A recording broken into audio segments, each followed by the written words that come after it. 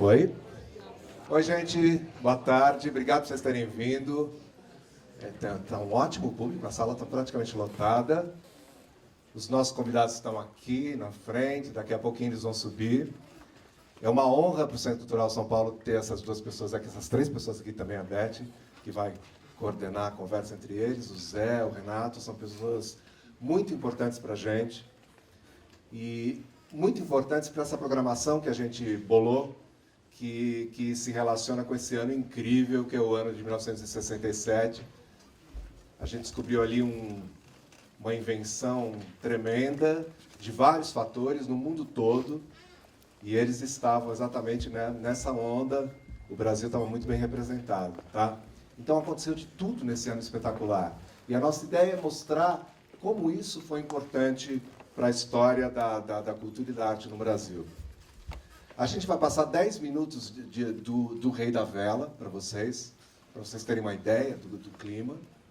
E, na sequência, o Zé, o Renato Borg e a Beth Nespoli vão conversar a respeito dessa aventura maravilhosa que foi montar essa peça incrível, tá bom? Obrigado, então, por vocês terem vindo. Vamos passar o filme e, na sequência, a gente continua. Merda! Merda! Merda!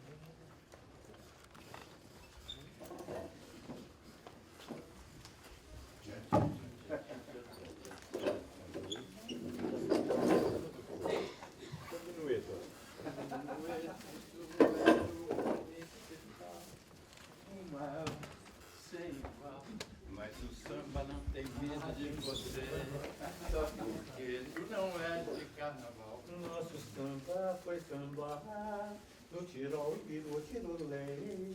Vai chegando o carnaval, nosso samba voltou pro Brasil outra vez.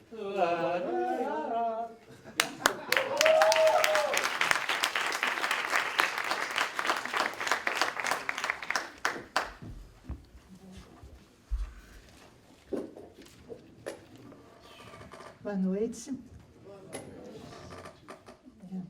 Só para mais ou menos quais são as regras que a gente vai mudar todas durante o jogo, mas a ideia é que eu faça uma apresentaçãozinha de 5 minutos, 10 minutos. Aí o Zé e o Borg vão falar. Eu pensei em 20 minutos cada um, mas na verdade eles falam juntos, em diálogo, enfim. E depois a gente abre para a gente conversar, todo mundo, tá bom? Eu vim aqui no Centro Cultural no mês de abril e tinha essa semana Mário Oswald, que eu achei uma coisa tão linda. Mário Oswald.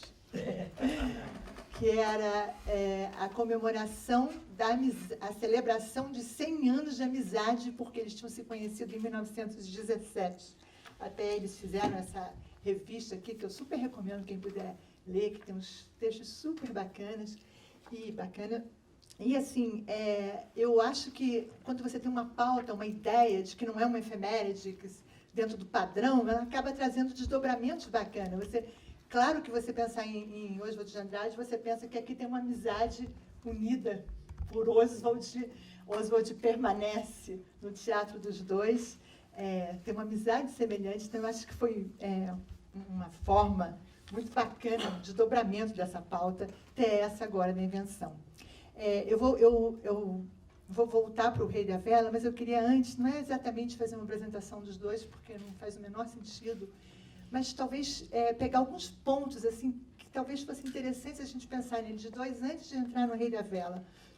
Eu pensei o primeiro, acho que para a gente ficar aqui no aqui agora, Apolo e Dionísio. A gente pensa muito no Zé Celso e também no Borg, muito dessa explosão dionisíaca. E eu acho interessante pensar que tem muito trabalho nesses 50 anos, nesses 60 anos de trabalho, E assim, eu vou pegar um exemplo assim, de ir na oficina, assistir 13 horas de ensaio e ver o Zé com o rosto crispado, um caderno de notas na mão, tomando 200 notas e 3 horas da manhã, cobrando, de ver um ensaio do Banquete, uma mesma cena, que era um ator, um personagem que morre e que fala um texto em seguida para um Deus, e aquilo ser ensaiado 20, repetido 20, 30 vezes. Então, assim, a explosão, as coisas que acontecem, não acontecem também só por explosão, por talento, por força, energia, paixão, que é muito importante, porque Apolo sem Dionísio não existe, mas tem muito trabalho nisso, e eu acho que é bem importante pensar. O Borg, em 88, Borg diz que em 88, eu não me lembrava exatamente o prazo, eu fiz um curso no Rio sobre o Édipo. Era um curso de um mês, uma análise do texto, com o Borg. O Borg era o professor, eu morava no Rio. O próprio Édipo, né? Era o próprio Édipo, não é à toa, é isso que eu quero dizer, não é à toa que ele fez um Édipo que ganhou tantos prêmios, é uma coisa boba falar em prêmio, mas enfim, que foi tão bom. Era uma análise do texto. Eu acho que a aula tinha 4 horas, eu não me lembro o tempo de duração de aula. Eu só sei que a primeira aula, eu saí da sala, juro por Deus, eu fui para o banheiro, me olhar no espelho, e eu acho que eu fiquei com o cabelo branco.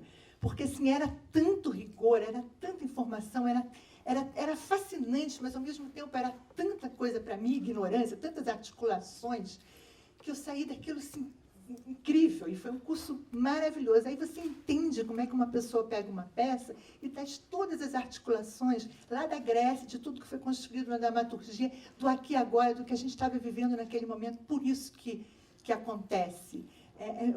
Eu sei que quem está aqui é do teatro e sabe disso a maioria das pessoas, mas acho que é importante a gente reforçar isso.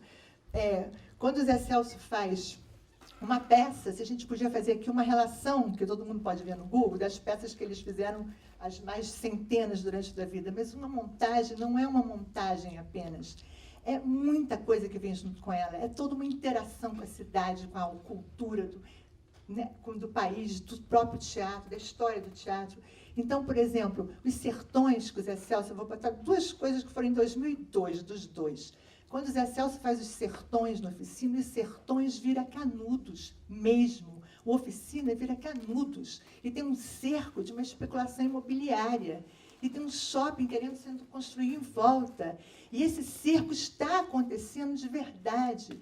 E essa peça, metaforicamente, poeticamente, fala de muitos cercos. Fala de camelôs, fala de sem-teto, fala de sem-teto. Ele vai fazendo muitas imagens associadas aos sertanejos de Canudos. Mas, mais do que isso, ela acontece como uma luta. Na época, o Zé Celso falava assim, a luta do Brasil cidadão contra o Brasil mercadão. É uma luta de ideias, de pensamento, o que queremos aqui, como a gente pensa o Brasil, como a gente pensa um Brasil com 60 pessoas trabalhando naqueles sertões, que vieram de uma oficina dali, debaixo do viaduto. 100 pessoas. Da terra, enfim, e muito trabalho, eu acompanhei a saga, vi vários ensaios.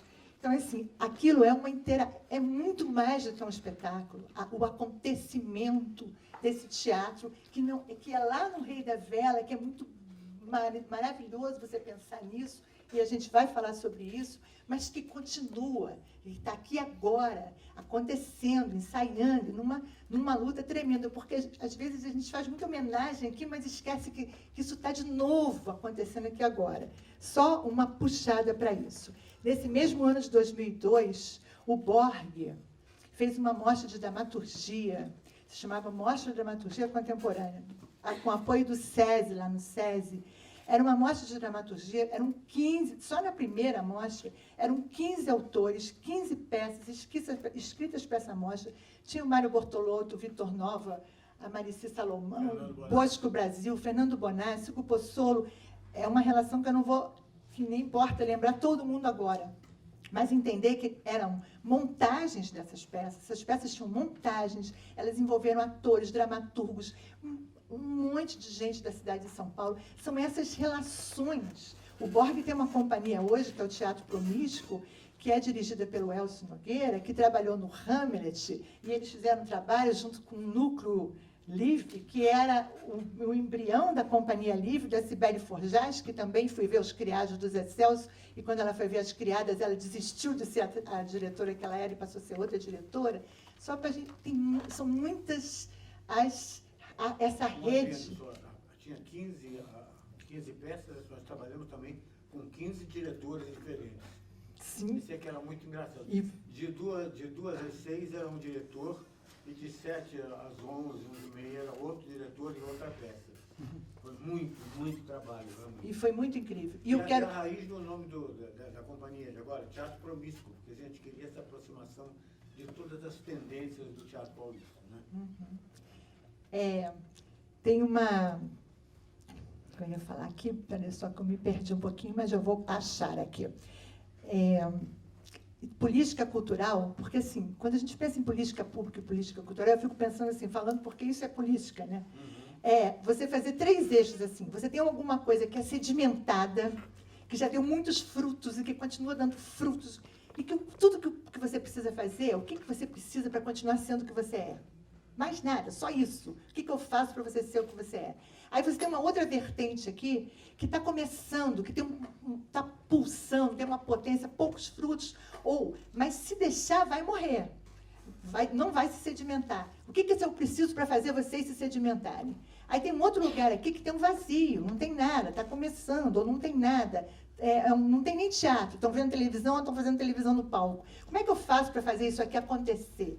Sabe? Aqui eu tenho que fazer florescer, aqui eu tenho que só garantir essa sedimentação, essa coisa que já existe. Isso é poder público, é que mapeia isso e que faz isso. Que faz uma política pública que não é uma política pro-artista, é para a cidade, é uma política pública. E pode ser feita pelo privado. Ser público significa estar para a cidadania, estar para o crescimento. O que eles estão fazendo, o que eles fizeram muitas vezes foi política pública. Sabe? E a política pública custa entender o que é o nosso teatro. Só por isso que eu estou fazendo um pouco dessa porque tem 2 pessoas aqui que tem toda essa história para a gente. As facilidades e as dificuldades, né? Às vezes a gente acha assim, eu já até falei isso uma vez na vida, mas eu acho um erro tremendo quando você fala assim, os mais jovens, eles não sabem o trabalho que dá para a cena, o trabalho que é, o que precisa. Gente, qualquer pessoa que subiu no palco amadoramente foi fazer alguma coisa, já percebeu a dimensão de onde ele está, o quanto ele precisa trabalhar, o quanto ele tem que trabalhar para chegar em algum, né, para poder expressar. Não tem ar-condicionado? Não sei, tem? Quente aqui, então, não, imagina. Eu acho assim, às vezes a gente acha isso, mas não é, talvez aconteça essa coisa inversamente também, sabe? Você achar assim, imagina, eles já estão prontos aqui. O Zé está ensaiando uma peça agora desesperadamente. O Borg acabou de fazer fim de jogo do Beckett na casa dele. O Borg está batalhando por um espetáculo que se chama Molière, que é um Molière onde ele está discutindo exatamente isso, a tensão que existe entre o mecenas e o artista, entre aquele que patrocina de alguma forma, ou como você vai buscar esse dinheiro e o artista, que é uma tensão constante. Você vai falar do Molière e Luís XIV vai falar da gente, porque isso é milenar. É exatamente a mesma coisa. E tem hora que você, assim, você é experimental demais para determinada lei lá do musical, você é experimental de menos para determinada lei de não sei aonde, porque falta esse mapeamento. Sabe que o poder público só precisa fazer isso, é esse o trabalho dele. Ele não tem que ir lá fazer teatro, ele tem que mapear o que as pessoas estão fazendo e fazer isso acontecer, não pelo artista, nem pelo território, pela cidade, pela vida da gente, né? Então, é só porque eu acho que eles puxam esse pensamento. Vindo aqui para o Rei da Vela, quando Oswald, desculpa. Oswald. Quando Oswald escreve essa peça, eu tinha até sugerido, fiz um texto no Facebook, que a gente, sugerindo que a gente fizesse uma mudança de olhar. Sempre que a gente olha o moderno e o modernismo, porque tem a ver, não é à toa, a gente pensa em ruptura, invenção, né? Um novo, só que a ruptura, ela pede um novo constante. A minha sugestão é que a gente tentasse mudar esse olhar. Em vez de pensar em ruptura, em novo, pensasse em deslocamento, desvio. Sabe quando você muda a sua posição aqui do corpo, você olha outra coisa. E você pensar em iluminar uma outra coisa, em olhar de um outro jeito. Eu acho que muito mais do que ruptura nesse momento, a gente está precisando de olhar de outro jeito para as coisas. Que foi o que eles fizeram aqui no Rei da Vela. Naquele momento que eles criam o Borg, o Zé vem de Araraquara, o Borg vem do Rio, em 58 eles se encontram na Faculdade de Direito, que todo mundo já sabe, no Largo de São Francisco, eles fundam a oficina em 58, e eles começam a trabalhar, e nesse momento, em São Paulo, você tem o que se chama, pela crítica e tal, a modernização do teatro brasileiro, que tinha um lado que era muito bacana mesmo, que as pessoas estavam trabalhando, atrizes incríveis, a Cacilda, a Maria Della Costa abrindo o teatro dela, o TBC e o Arena, tinha um trabalho muito bacana, mas também tinha um ladinho nisso, assim, que era um certo...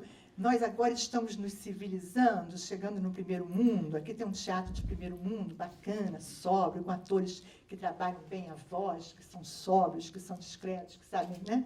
Que não fazem escândalo em cena. Esse gesto aqui meu, por exemplo. Não, vamos conter o gesto.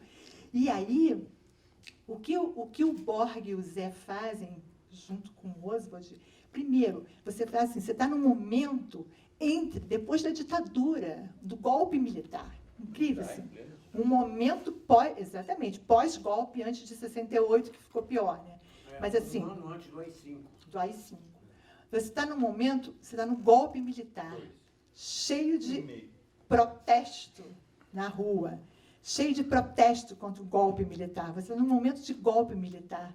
Você está num momento de supervalorização do novo e da juventude. O que eles fazem? Eles vão pegar uma peça de 1933, o que não quer dizer que, né, essa cronologia você vai pegar o velho.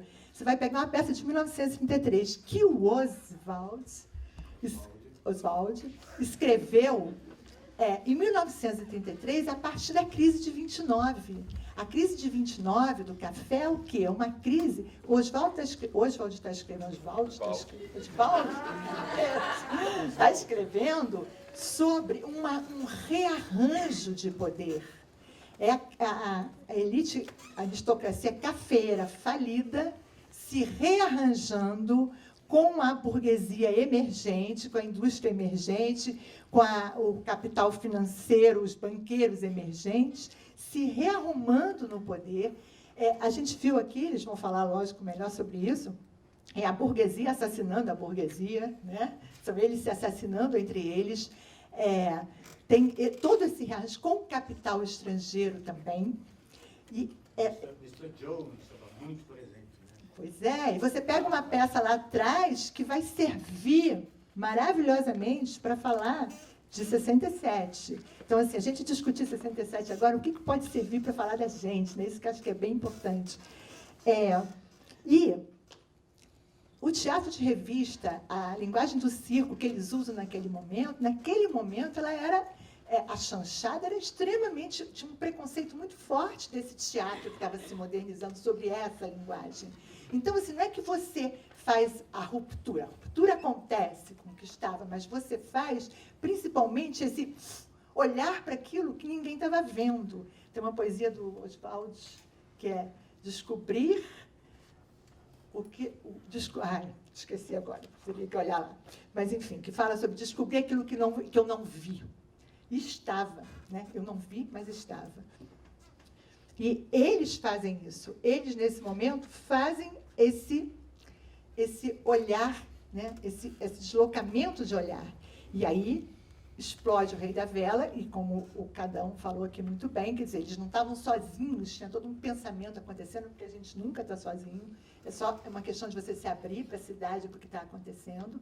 E muitas coisas acontecem, e o Rei da Vela é o embrião de tropicalismo, de vários outros movimentos. Tropicália. Então, eu gostaria que vocês... talvez ao longo do caminho eu possa fazer outras coisas, mas eu acho que seria muito bacana vocês começarem... A gente tem um filme aqui, e vocês também podem... Eu fiquei curiosa, porque acho que o filme tem uma mistura, né, de presente, passado. Acho que depois também vocês podem perguntar. Mas eu acho assim, falar desse Oswald que vocês encontraram, naquele momento, O Oficina tinha feito também Os Pequenos Burgueses, né? Tinha um outro... Estava naquele momento do modernismo, estava nesse momento da ditadura, estava nesse momento dos protestos. O que foi encontrar Oswald naquele momento? Se é possível um pouco pensar isso. O Oswald do movimento antropofágico, o Olhar com os Olhos Livres, já estava na Oficina ou não estava? Sabe, o Manifesto para o Brasil, o Manifesto Antropofágico, estava na Oficina ou não estava? Como é que ele chega na Oficina? Como é que o Oswald chega junto, né, para vocês dois naquele momento? Acho que pode começar por aí. Pela leitura da peça, em voz alta, atuando pela voz do Renato Borg. Aí ele chega. Eu tinha lido a peça, mas não tinha achado nada. Mas aí, quando ele leu, a gente estava procurando uma peça para o momento, que era um momento muito... A gente não estava buscando... Eu lembro que eu encontrei com o Gil na Fiorentina. Ele estava louco para tocar guitarra elétrica, mas tinha ainda aquela coisa cafona de MPB, não podia, etc. Tinha uma coisa para explodir.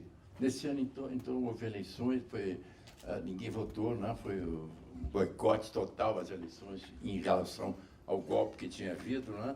Mas, quer dizer, tudo que vinha anteriormente, a gente jamais pensou a gente não resistia.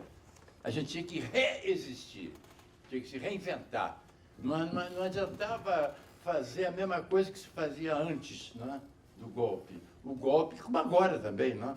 Agora com esse outro golpe também, não adianta se fazer as coisas como se não tivesse acontecendo esse golpe e que não estivesse sendo todo o mínimo que o país tinha sendo destruído exatamente para os abelados, para os ricos, para os banqueiros, etc., para os rentistas, né?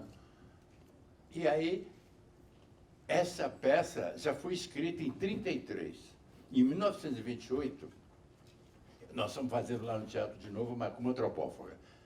Tá? É Macumba Antropófaga 2017. Não, em 1928, Oswald, quando escreveu o Manifesto Antropófago, ele disse: eu não sou mais modernista.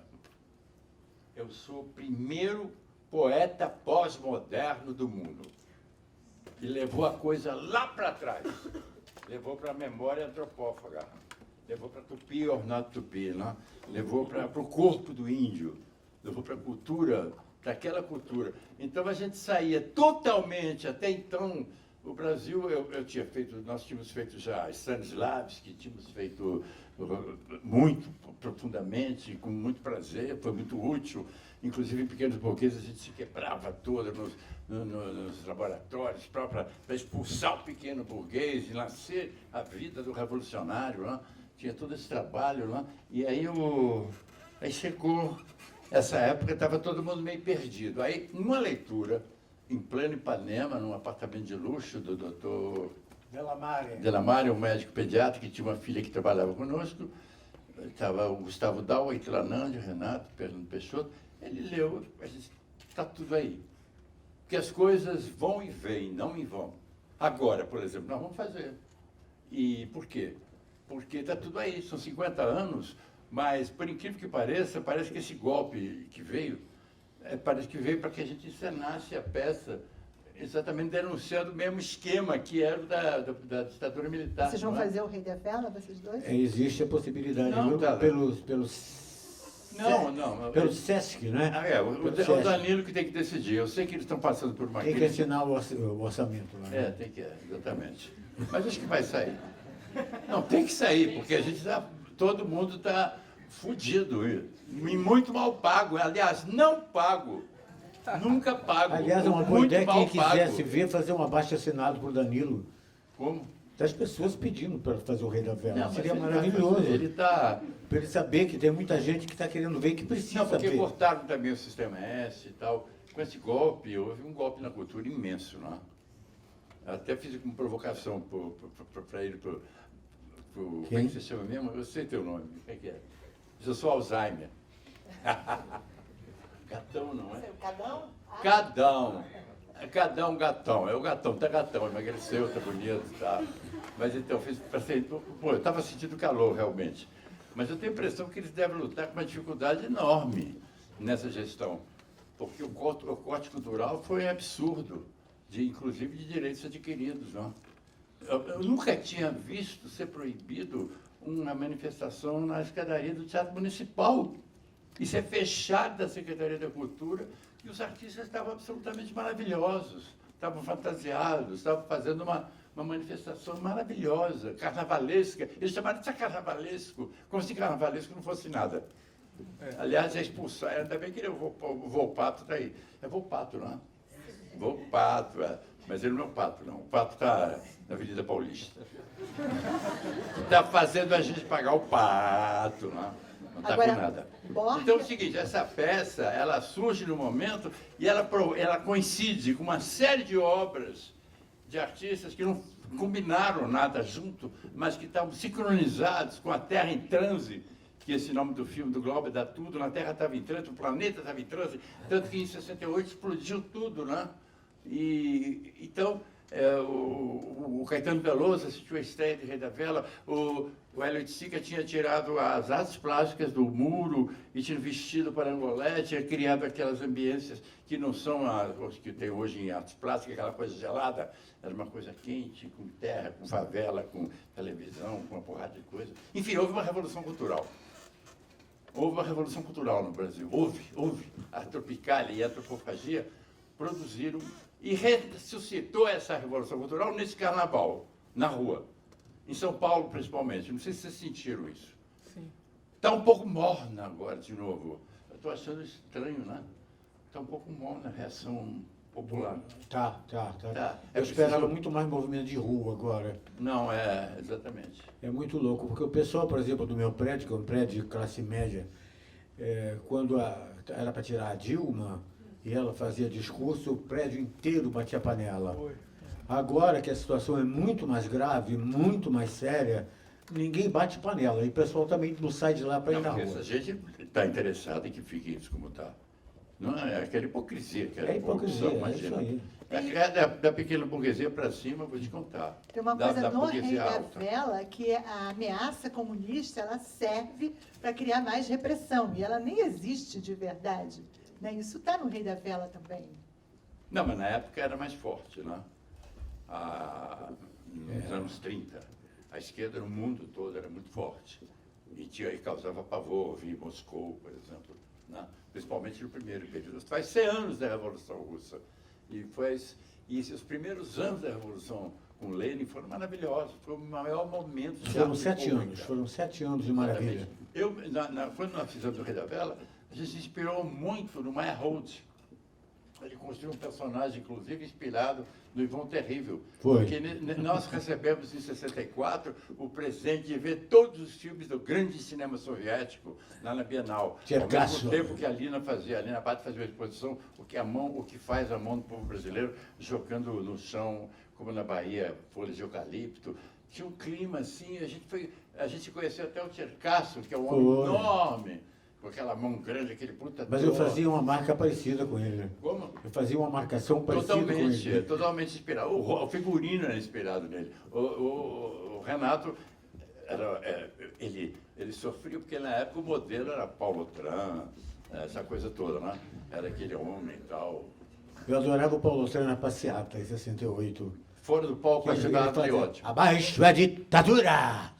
Abaixo a ditadura! Eu passei a passeata inteira olhando o Aí, Paulo. de repente, ele e a Itra me convenceram, vamos fazer essa peça. Aí, Como você a acha gente a sempre, peça, A gente sempre achava que o Abelardo tinha que ser uma pessoa grande, enorme. E, de repente, quanto você mede, Renato? 1,61 m. Não, mas olha, ele foi se inspirar exatamente também numa pessoa que é o Mesquitinha, né? Eu me inspirei, ele falou do ator russo, o Tcherkassov, eram várias influências, porque o Rei da Vela foi feito num processo antropófago mesmo. Então, quer dizer, eu me lembrei, de repente, do teatro que eu vi com 6 anos de idade, o teatro de revista que meus avós me levavam para ver. Me lembrei do Mesquitinha, Dercy, Oscarito, Grande Otelo, que fazia uma ribalta, aquela coisa maravilhosa que é a Ribalta ribalta, na peça. assim, na frente. E me lembrei muito dessa estética colorida, essa coisa da cor do carnaval, até mesmo da cor da ópera também foi uma coisa muito importante na minha vida.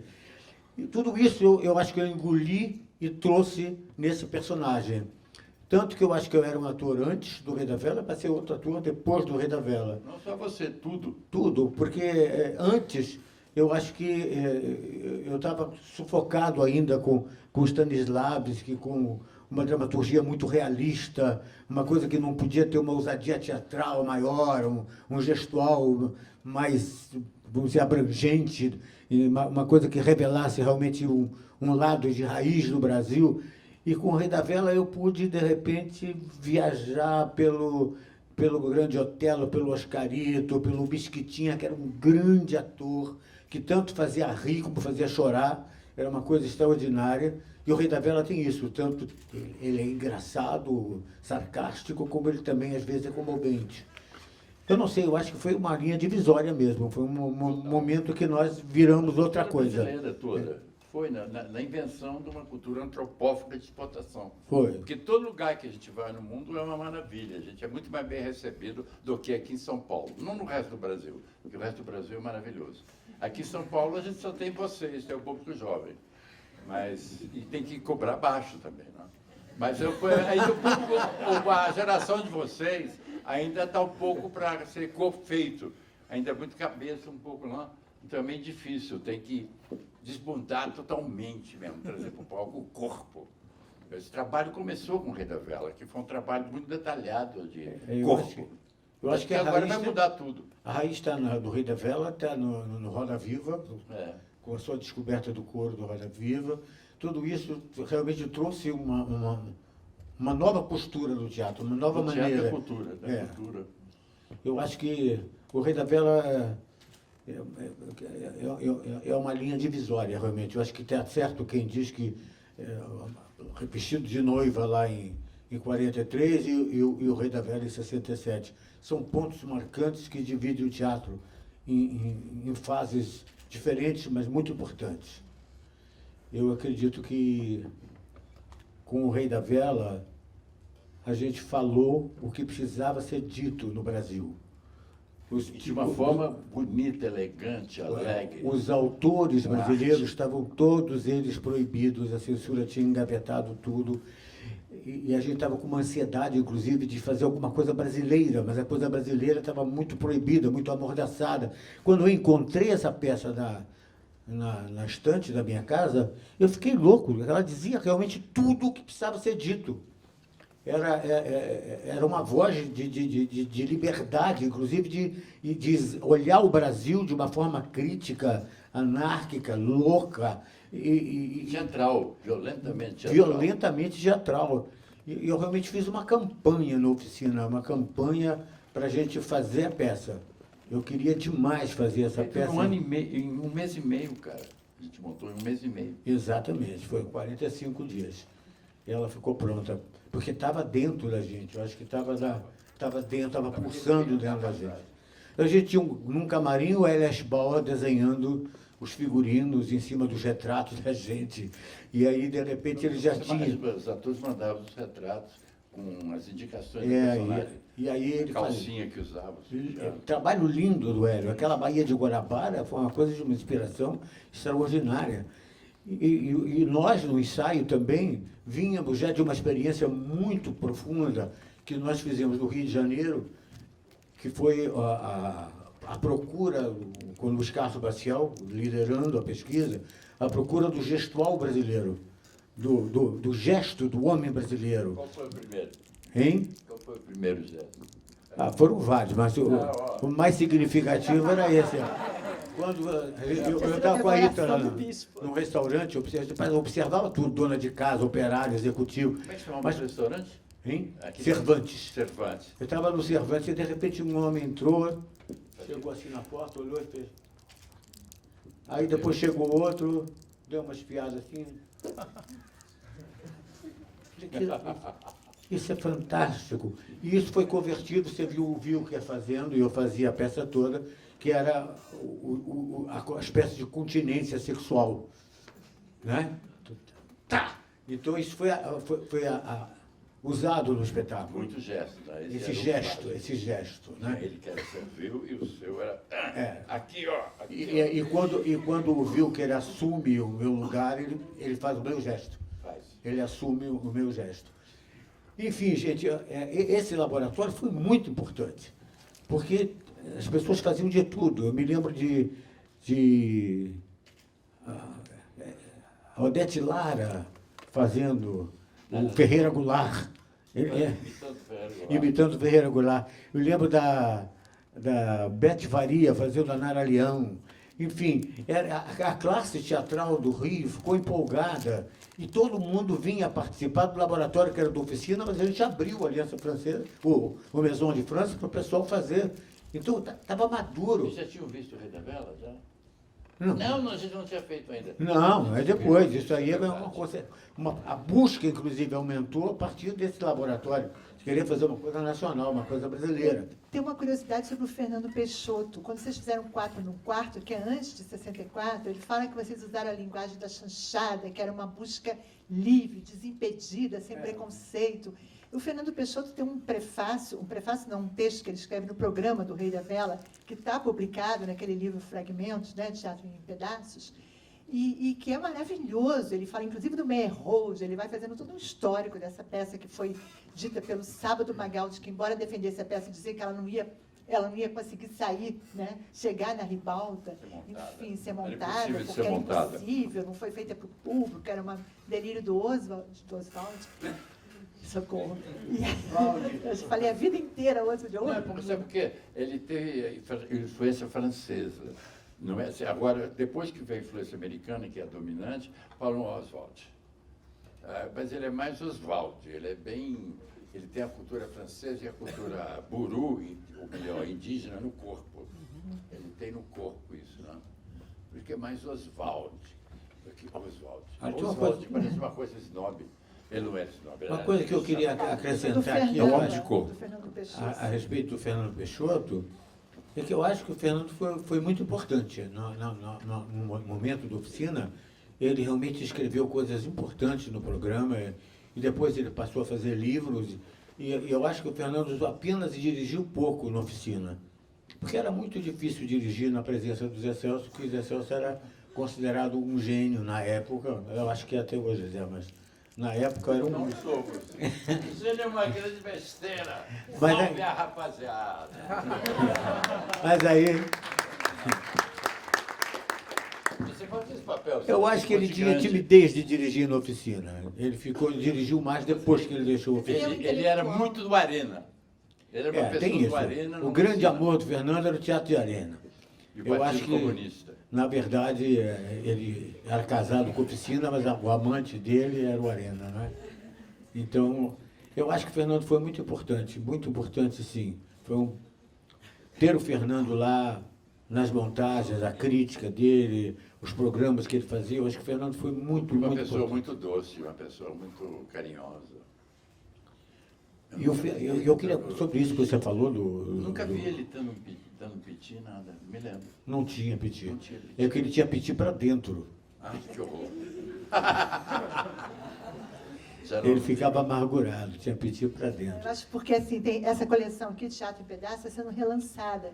E são vários artigos do Fernando Peixoto, e é muito bacana você ler ele falando dessa época. Acho que tem Ele traz uma cultura do Rio Grande do Sul. de análise. Que, aliás, foi redescoberta a peça no Rio Grande do Sul, pelo Luiz Carlos Maciel, que estudava na escola de teatro, e o professor era Rogério Jacobi, que havia sido expulso do TBC porque fez uma montagem da A ópera dos mendigos. e botou um poema de Cruz de Souza, e foi uma coisa, ele era muito esquerdista, o cara, então ele foi expulso do TBC, ele foi dar aula em Porto Alegre, né? E aí o Rogério Jacobi viu todas as peças brasileiras, mas de repente ele topou com os Oswald de Andrade, ele levou um susto, não? Porque as peças todas são geniais. E não tem nenhuma parecida com a outra. Se vocês não leram, por exemplo... Eu vou fazer a Morta. O Homem e o Cavalo é lindo, a Morta também é outra peça maravilhosa. Leia o teatro dele, é muito, o teatro, muito a bom. filosofia dele, é uma injustiça ele não estar na USP. Aliás, é uma burrice ele não estar na USP, não. Porque ele tem teses filosóficas que ele foi descartado na USP com pessoas que ninguém nem sabe quem era mais. Né? A tese, a filosofia messiânica, como chama? A crise da filosofia messiânica, as marchas das utopias, da Arcádia em Confidência, isso é maravilhoso. Ele toma a chamada Inconfidência Mineira, que é um termo usado pelos portugueses na polícia.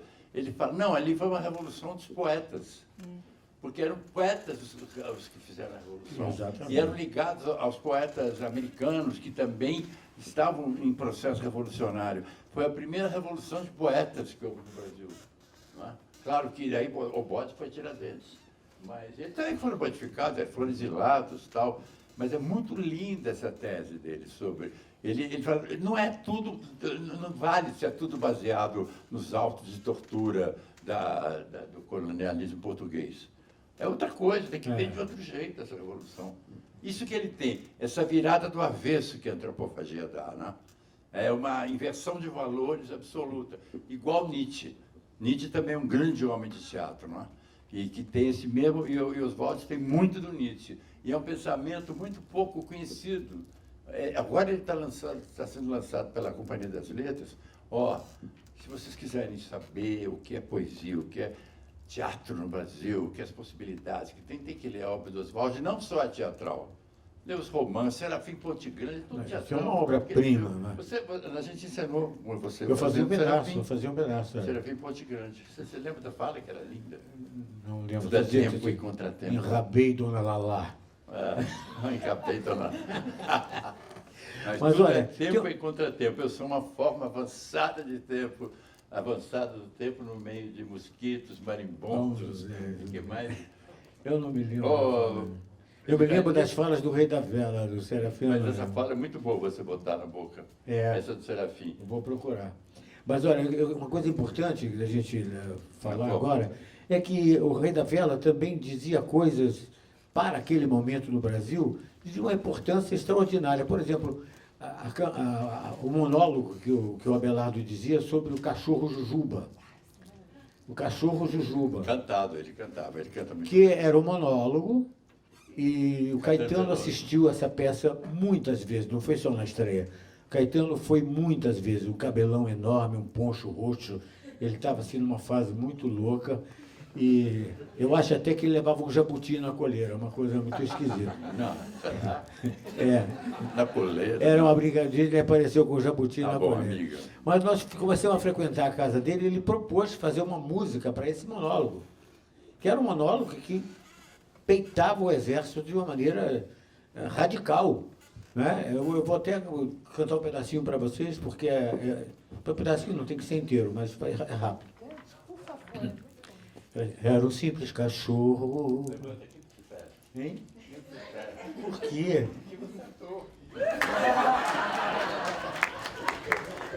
Era um simples cachorro, um cachorro de rua, mas um cachorro idealista. Os soldados de quartel adotaram-no. Jujuba ficou sendo o mascote do batalhão. Mas o Jujuba era amigo dos seus companheiros de rua. Na hora da bola, ele aparecia trazendo 2, 3, 4, em pouco tempo a cachorrada magra, suja, miserável, enchia o pátio do quartel. Um dia, o major deu estrilho. A cachorrada vadia voltou para a rua, mas quando o Jujuba se viu solto, recusou-se a gozar o privilégio que queriam lhe dar. Parabarabá, foi com os outros. Parabarabá, foi com os outros. Demagogia! Não! Ele provou que não, nunca mais voltou para o quartel. Morreu batido, esfomeado, com os outros, solidário com a sua classe, solidário com a sua fome. Agora a provocação maior. Os soldados também são... Os soldados ergueram o monumento ao Jujuba no pátio do quartel. Compreenderam? Que não trai, que não trai, que não trai. Eram seus irmãos. os soldados também são da mesma classe do Jujuba. Um dia também deixarão atropeladamente os quartéis. Será a revolução social. Os que dormem nas soleiras das portas se levantarão e virão até aqui procurar usurar o Abelardo. E onde encontrar você? E onde encontrar você?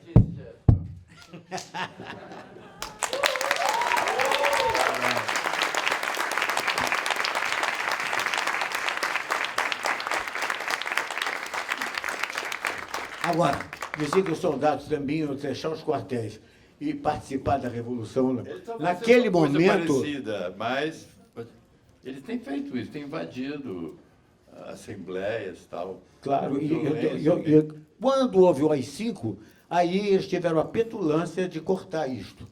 Quer dizer, uma coisa que foi escrita em 1933, eles cortaram. Cortaram e eu fazia... Não cortaram. Não, cortaram, porque eu fazia murmurando. Claro, que doido.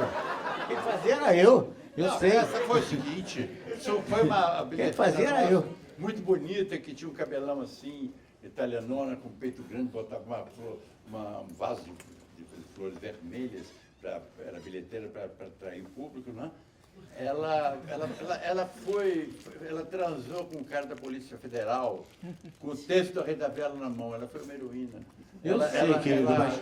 Por exemplo, em vez de Mas que foi cortado foi porque eu fui obrigado a país cantar colonial, em vez de país colonial, você põe aí, país tropical, vai, então vai.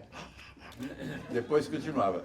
E foi graças a ela, mas não cortou isso, não. Sim, senhor, eu cantava assim, ó. Não me lembro, realmente. E a plateia aplaudia porque sabia que estava cortado. Então, o João Caetano era um delírio isso, porque era cantado assim. Não me lembro disso. Pois é, mas então procure. Não, eu não quero lembrar. Eu quero lembrar que não foi cortado. Memória. A memória você faz o que quiser. A minha memória é fiel, porque eu fazia, então eu sei.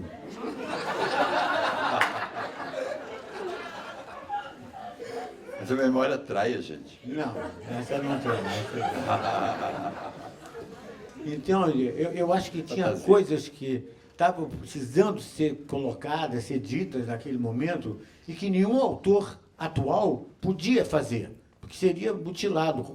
E o Rei da Vela dizia tudo isso, e eles não podiam fazer nada em 67. É porque era outra forma, outro jeito. E era muito, muito prazeroso poder dizer essas coisas. Isso que é reexistir, existir de novo, não usar da mesma estratégia. E o Rei da Vela é, sobretudo, isso é batata, é uma obra de arte. Ele, além de... Ele não falava conceitos ao povo brasileiro, ele não faz conceitos. As palavras dele são palavras corpo. Tanto que ele é o cara que melhor fala. O Oswaldo de Andrade, ele fala divinamente, porque ele incorpora as falas, ele fala as falas com o corpo, e chega aquela fala de corpo para o público, que é uma fala muito mais ligada exatamente à cultura pré-lógica. Eu estou fazendo agora, refazendo Macumba Antropófaga, que ela foi feita antes desse golpe. Então, e mais também. E antes dessa ligação enorme que existe entre nós, atualmente, e os burus, ou seja, os índios. O Focine está muito ligado a ele. Eu acho que a vida social se abriu com a entrada dos burus, dos índios, que eles têm uma geração de grandes líderes, pessoas assim. Eu estive em Brasília no dia que se reuniram 3.000 burus de todos e várias tribos, de vários lugares do Brasil. Eles estão numa evolução enorme. Eu acho, inclusive, que depois que saiu o livro do Schopenhauer, que ele ditou em Yanomami para um etnólogo francês, A Queda do Céu, é um livro tão importante quanto Os Sertões, quanto a Odisseia. Ele ditou toda a cultura Yanomami. E tudo isso feito com ayahuasca, com peiote, com maconha, com tudo. E aí eu falei, porra, eu também me lembro de tudo que eu fiz alucinado. Tu sempre alucinado, tu também sou xamã. Ele é xamã, eu também sou. Né? Eu descobri que eu era xamã lendo o livro do cara. Claro, é isso. Maravilhoso. Não, porque e Oswald é um xamã. Porque agora que eu estou fazendo de novo o Manifesto Antropófago, Claro, o pensamento pré-lógico. Agora, quando a gente fez o Rei da Vela, a gente não tinha ainda descoberto a droga, a gente não tinha ainda chegado na... Começou em 69. Não, imagina, 68. Tá vendo? Imagina, Vocês confiam em mim, porque minha memória é perfeita. Não, nesse como é sentido. que eu vou fazer o Roda Viva com aquela geração que foi que me aplicou um aço pela primeira vez? A Silvinha disse, você é totalmente racional, você não vai ter problema nenhum. A música foi uma maravilha. E não larguei, Você não só me larguei contou, quando eu não chegou. sabia disso. Não. Porque para mim chegou em 69 só. Não, foi em 68. Mas então, gente, essa O Roda história... Viva era um coro totalmente com todas as revoluções, cada um tinha todas as revoluções da época no corpo. Eles descobriram o coro, que era uma coisa que não existia no teatro ocidental há muito tempo. Maya Holt tinha tentado, todo mundo tentou, tem o chorus line da Broadway, aquela coisa, todo mundo levantando a perna junto, aquelas peças xarope, aquela coisa latada, tem aquilo, né? Que é o que manda no teatro atual. Atualmente A burguesia, tá, né? assim como impõe aquele boste daquele fantoche, impõe também esse tipo de teatro. Compra esse tipo de teatro a um preço caríssimo. E é peça enlatada. Claro que nós fazemos musical também. A gente está Eu vivendo adoro um música. momento assim, que o enlatado está ganhando da gente Também. o espaço todo. Porque eu, por exemplo, com uma peça que eu quero fazer a seguir, estou perdendo sempre para os musicais. Ou seja, o meu projeto chega até o Mas final... não é musical, você vai fazer um projeto com a Adalvo de Oliveira. Hein? Você vai fazer um projeto com a Adalvo de Oliveira. Ainda não entrou, esse não entrou. Eu estou fazendo o Molière, que ela falou aqui, que não é uma peça do Molière, é sobre a trupe do Molière e a busca do patrocínio do Luís XIV, é uma coisa linda, esse movimento que a peça traz. Mas a gente perde sempre para a cena o musical, o bem sertanejo musical, miserável, tudo Agora, leva. não sei, agora quer Tudo dizer, leva na gente. Esse governo é até um cocô, mas enfim, o cocô é bom até. Aliás, eu estou com caganeira hoje. Mas enfim, é verdade. Mas enfim, o João Batista de Andrade é um cara legal. Está no Ministério da Cultura. Mas ele está lá. Acabou de chegar, né? Acabou de chegar. Não, mas, por exemplo, hoje eu tive com o pessoal do Silvio Santos, no Ministério do Planejamento, na Secretaria do Planejamento, para troca de terreno, essa coisa que faz 36 anos, 37, sei lá, entendeu? E eles... lá nesse ministério, os próprios funcionários acompanharam toda a evolução desse processo e eles defendem a troca de terreno. E hoje foi o novo cara do Grupo Silvio Santos lá, para conhecer um cara que está no lugar do outro, que é especulador, para tratar disso, né? Então, ontem eu tive essa... Hoje, aliás, Nossa, esqueci o que estou falando já. Porque o dia é foda hoje, tive essa reunião lá. Foi legal. Depois eu tive... Estou tendo aqui, depois vou ensaiar. Não está com pouca energia, não, né, Zé? Porque Não. realmente é uma Eu barra acho que eu pesada. estou com diarreia. Eu não sei se seria legal, talvez, vocês lembrarem um pouco das pessoas todas. Vou pensar na Etty Fraser, o Oswaldo Etty Mendes. Fraser, costuma maravilhosa, que diziam vai tomar no cu, que tinha uma coisa perfeita, linda, enchia a boca, vai tomar no cu. E ela deixou a peça por causa desse vai tomar no cu, que a mãe dela viu, ficou doente, ficou desesperada e obrigou a Etty a sair da oficina. Então a Etty nos deixou pela maravilha que foi a participação dela. Fazia uma Dona Cesarina extraordinária, Liana Duval. Mas ela deixou também por causa do videotape, lembra? Foi o primeiro videotape que havia na época, que filmaram ela de costas, ela não sabia. Porque Ela não sabia que era o gorda? Não, o Elias Bauer fez ele e Flávio Império, eles estudavam muito o corpo da Etty, porque ela tinha pernas finas e Corpo gordo, E aí fizeram toda uma pesquisa, não juntos, cada um, porque ela era muito atraente, tinha um corpo teatral, ela ocupava um espaço grande, além de ocupar um espaço grande, ela era uma excelente comediante, uma atriz maravilhosa. incrível, uma força, um carisma. Ela fazia Dona Cesarina, mas ela fazia uma espécie de intrusa na sociedade da cultura agrária, da sociedade que seria agora do agronegócio, mas naquele tempo era decadente. Porque nessa época a sociedade agrária era mais sofisticada. Então a dona Poloca, que era Henriqueta Brieba, que fazia uma tia maravilhosa, uma é que ela fazia? Eu defendo meu ponto de vista Tradição de de família intransigentemente. Quer dizer, eu não faço pornografia, eu faço dubleção.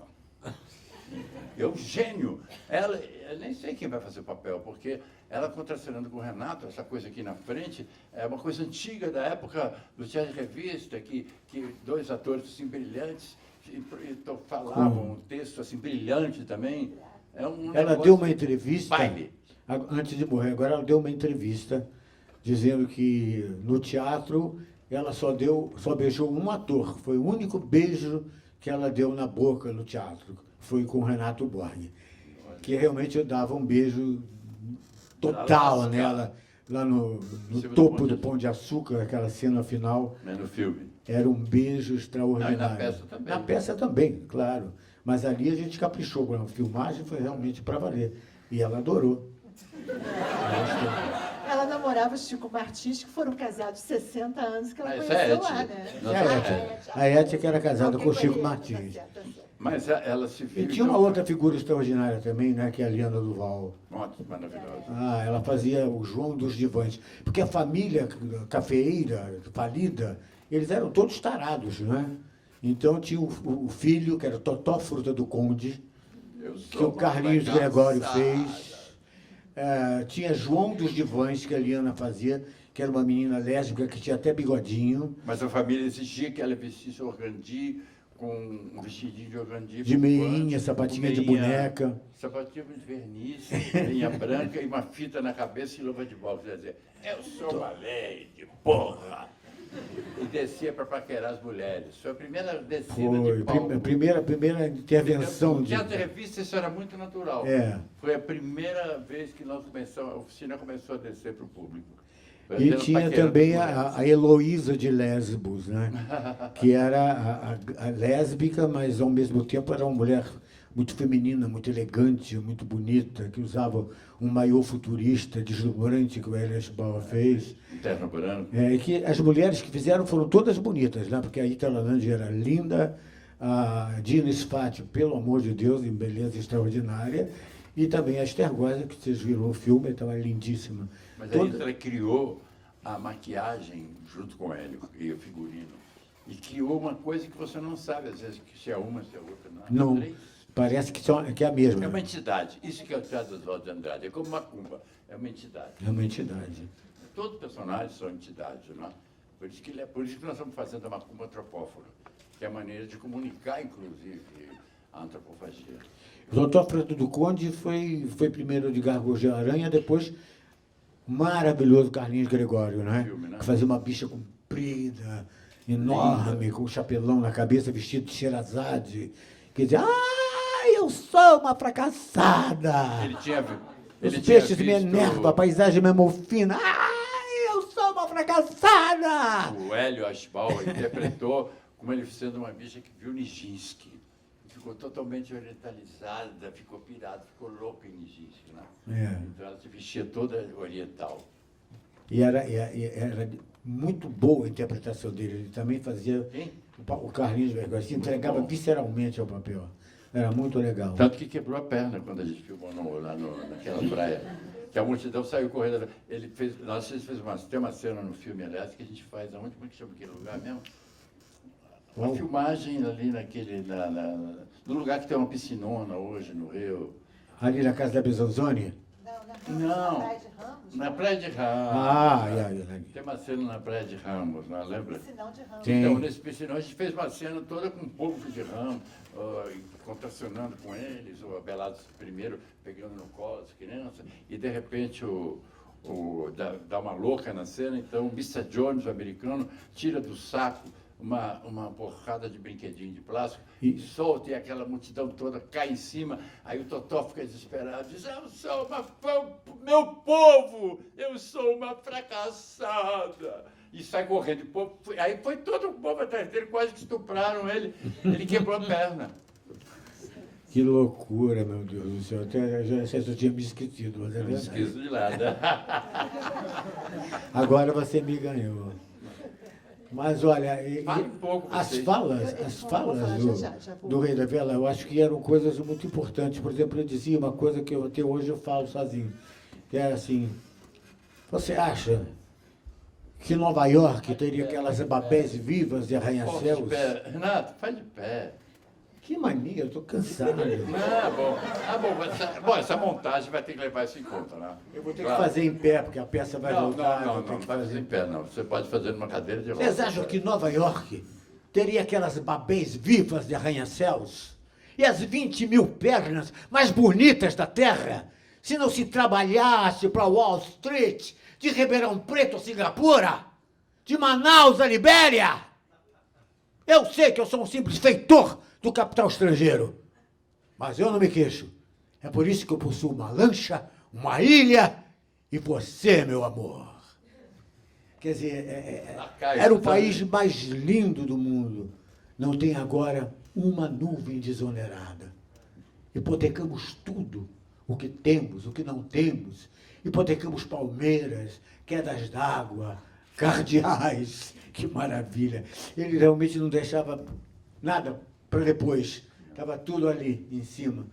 E essa peça eu tenho a impressão que eu vou fazer rapidamente, porque Você lembra tudo. eu lembro tudo, não, pedaços. Eu esqueci do lacaio. Eu montei o filme, então eu sei tudo também. Eu sei que eu sou um simples feitor do capital estrangeiro, um lacaio, se quiserem, mas eu não me queixo. Porque nessa aí só tem uma ilha E você, meu amor? e jogava dinheiro nela. Aí tinha uma chuva, né, de promissórias, papéis. Não, era papel de jornal que era É. feito moeda. Exato. Muda muita coisa, o Rei da Vela hoje, assim, a última coisa eu vou abrir. Vou saber fazendo só. É, só eu fazer. Sei, não, mas eu penso fazer com a mesma cenografia, com a mesma trilha musical. Claro, dá vontade de fazer até com o chiado que tinha. A única coisa que eu não vou poder fazer são aquelas marcas que eu dava saltos da mesa, eram saltos, era uma coisa Não, vai ter que acrobática. ter outra coisa. Caía de joelho no chão. Se eu fizer isso, a minha coluna sai pelo céu da boca. Porque eu fui operado 4 vezes da coluna, eu sou praticamente biônico de titânio aqui nas costas. Então, eu tenho que fazer alguma coisa mais moderada do ponto de vista de marcação, né? Não, claro. A gente vai recriar. Gente, acho que a gente pode ir no sistema do levanta-mão, e aí eu estou aqui atenta, e, né, para tentar ver todo mundo, Fala, para hein? fazer os percursos. Por favor. Fala em vez de fala.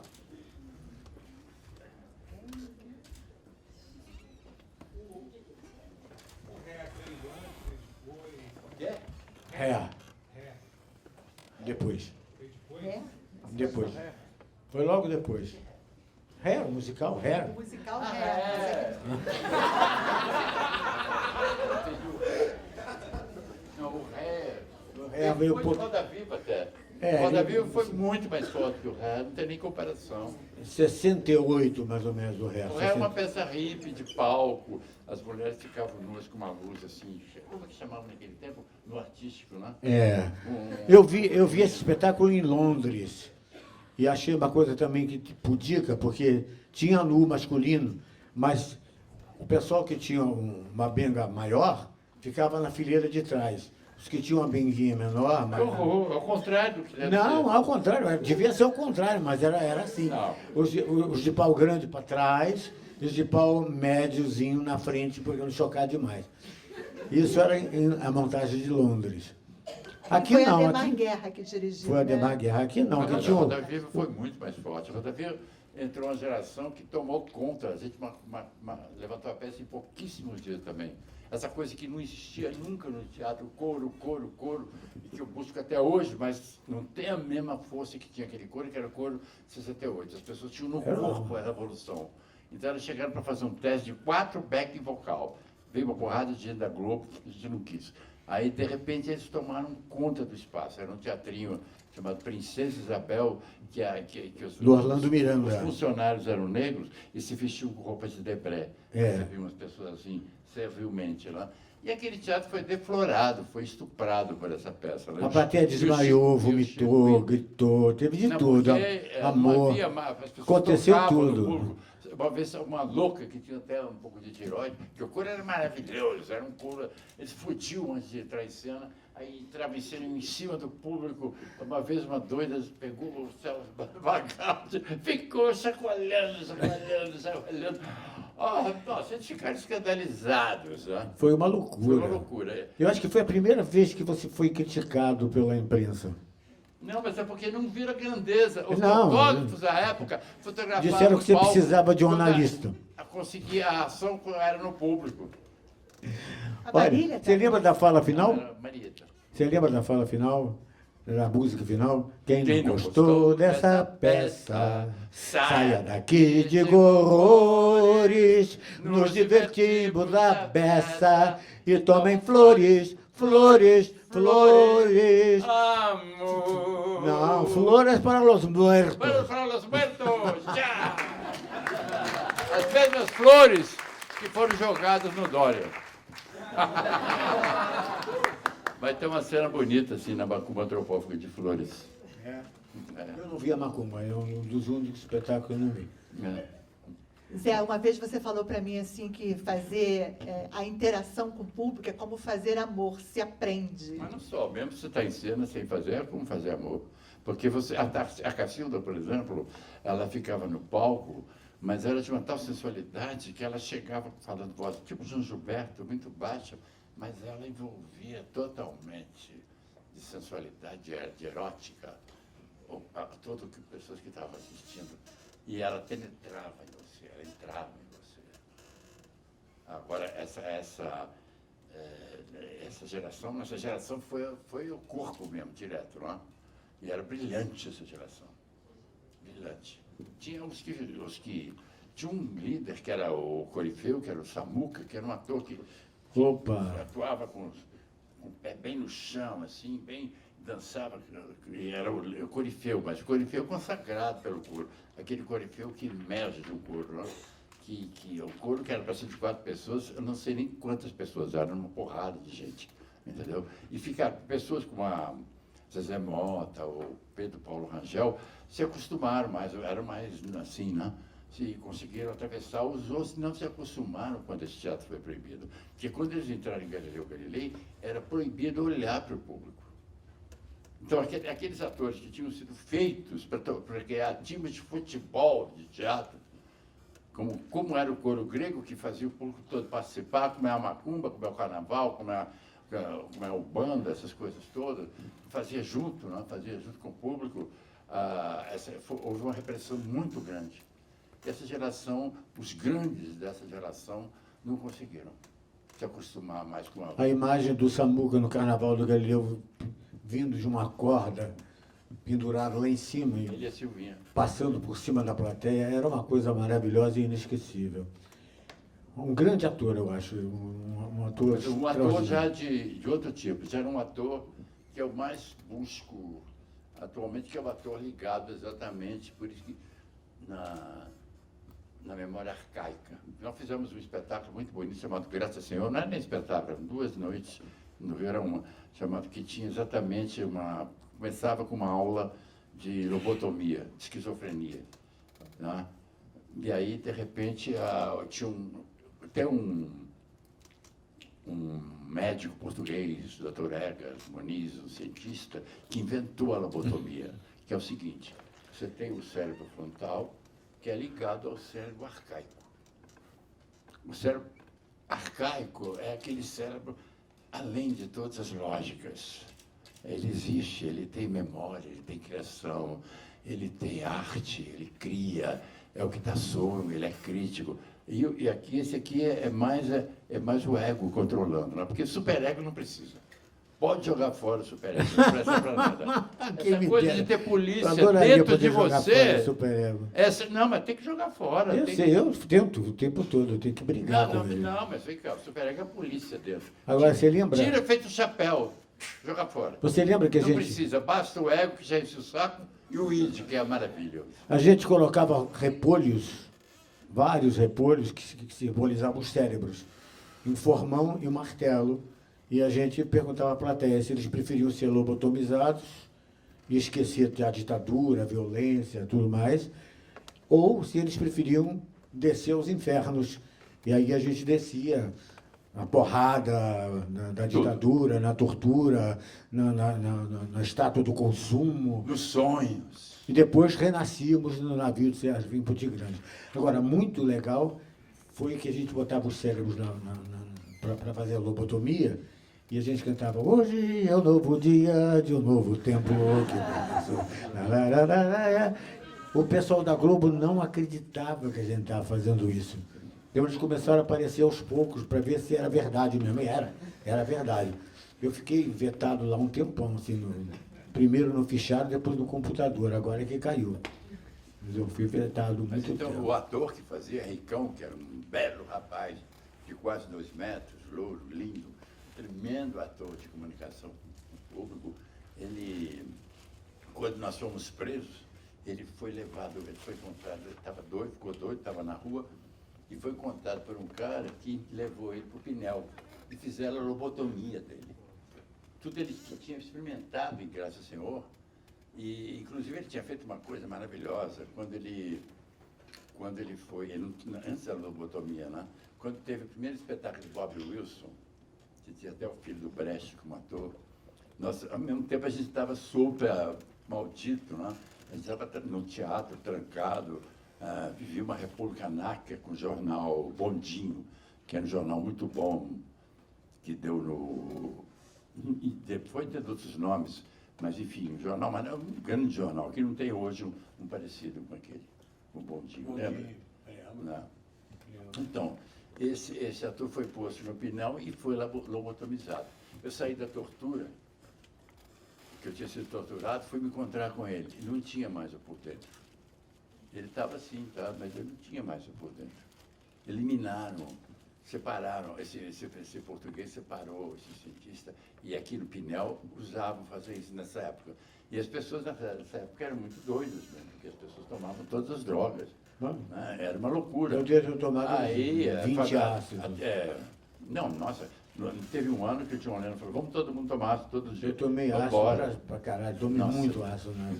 Não, ácido cogumelo, peiote, tudo, é maravilhoso. Sunshine, Perro Eu não Negro. posso mais, porque eu sou cardíaco, mas eu aconselho, porque o ator é um bruxo, como os índios tomam, como os gurus tomam, eu acho que essas coisas. É pobre de ver uma cultura que tem medo do inconsciente, tem medo da memória, tem medo do cérebro arcaico. Eu acho que, inclusive, a própria esquerda, direita, olha, realmente, eu adoraria fazer uma sessão de teatro com o Lula, com a Dilma, porque esse último encontro depois de Curitiba, o público de esquerda, eu sou de esquerda, mas não deixava ele falar. O barulho era intenso, soltava rojão, não tem noção daquela coisa Nossa, a Dilma ficava fazendo assim, sobre a coisa da resistência dela. E o Lula queria ir embora, coitado. Todo mundo queria saber o que aconteceu. E ninguém ouvia, porque a esquerda falta. Não pode ser. Ela tem que ir além desse esquema que já caiu há anos, do stalinismo light, assim, mas a cabeça presa a uma coisa, o povo unido jamais será vencido. É uma fé burra, né? É uma coisa que tem que fazer uma limpeza burra, nisso. Por isso que os gurus são importantes, os índios, porque eles têm uma cultura imensa nisso. Eles têm, porque não é a cultura do progresso, com 2 S de cifrão assim, de ordem e progresso, que é um lema de Carandiru, um lema horroroso. Ordem e progresso é para cagar em cima mesmo. Ordem e progresso, jamais. Eles têm um eterno retorno do Nietzsche. Eles retornam às suas mais antigas culturas e têm um conhecimento muito grande da terra, do ar, do espaço. Eles são os grandes... Tem um livro maravilhoso que eu aconselho vocês a lerem, é Marco Selvagem, de Jean Tible. Jean Tible, você conhece? Então, ele coloca... Ele conhece muito Marx, é um jovem, tem 37, tem uma geração jovem maravilhosa. 37, 38 anos, assim, maravilhosos. Não que escreve sobre o Alexandre Neves, Alexandre Ivan Terrível, que eu fiz o prefácio, uma obra-prima, uma coisa linda. Ela diz que o Meyerhold fez o Ivan ser, aliás, o Meyerhold não, o Eisenstein, fez a Ivan, o personagem, ser todo, o filme é todo feito no estilo Meyerhold. Ele pegou a herança de Meyerhold, que ele tinha tudo, porque ele foi torturado e morto na União Soviética pelo Stalin, ele tinha tudo, a filha dele deixou tudo na mão do Eisenstein, em São Petersburgo, né? Aí ele fez esse filme todo, resgatando todo esse momento importantíssimo de arte pública, né? Que foi o Meyerhold.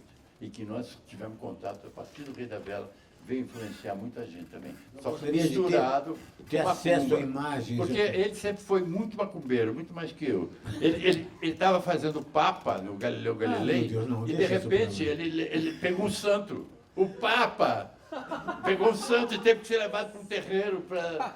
É verdade isso. Eu acordei numa banheira tomando porrada de espada de São Jorge e com a pólvora explodindo. Imagina o Papa! O Papa, então é isso aí. Tomando santo. E agora no Cassino da Urca, fazendo fim de jogo, eu passei por uma coisa parecida. Porque aquele lugar onde estava Carmen Miranda, Dalva de Oliveira, Trio de Ouro, Francisco Alves, Grande Otelo, aquele lugar tem uma energia, uma coisa louca. Aí de repente eu comecei a sentir uma coisa no corpo. E não é que eu procure, às vezes tem. Não, você, né? uma E eu vez ele fiz a peça recebeu- contra a voz. No tempo das Três Irmãs, ele recebeu uma mensagem russa através do corpo. Tinha uma cena que a gente não sabia como fazer, porque na primeira parte todo mundo é ligado. Na segunda parte, a ligação entre 3, 2 e tal. E na terceira parte, cada um para si, e tinha o movimento de um incêndio, até a quarta parte, até a morte e a ressurreição. Mas, enfim, nessa parte, ninguém se dirige ao outro. Então, de repente, a gente não sabia como fazer. Ele pegou um santo lá e descobriu que era transeunte acelerado. Isso aí. Então, lembra?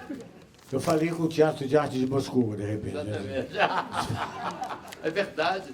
E a gente descobriu o transeunte acelerado. Ninguém se entende. Eu tenho um objetivo, você tem outro. É aquele inferno. Né? É, mas eu não sou um praticante, não. Essas coisas me pegam assim de surpresa. Não, né? não tem. A religião para mim é teatro. É, A minha a minha religião é religião Oswaldo de também é Andrade, teatro. Dionísio, Apolo, Pan, Exu! Eu tenho o maior título, a maior honraria que pode existir. Você está A me mãe devendo, externa. eu sou Exu, vou te pegar na Peraí, encruzilhada deixa eu do contar. Itapiru.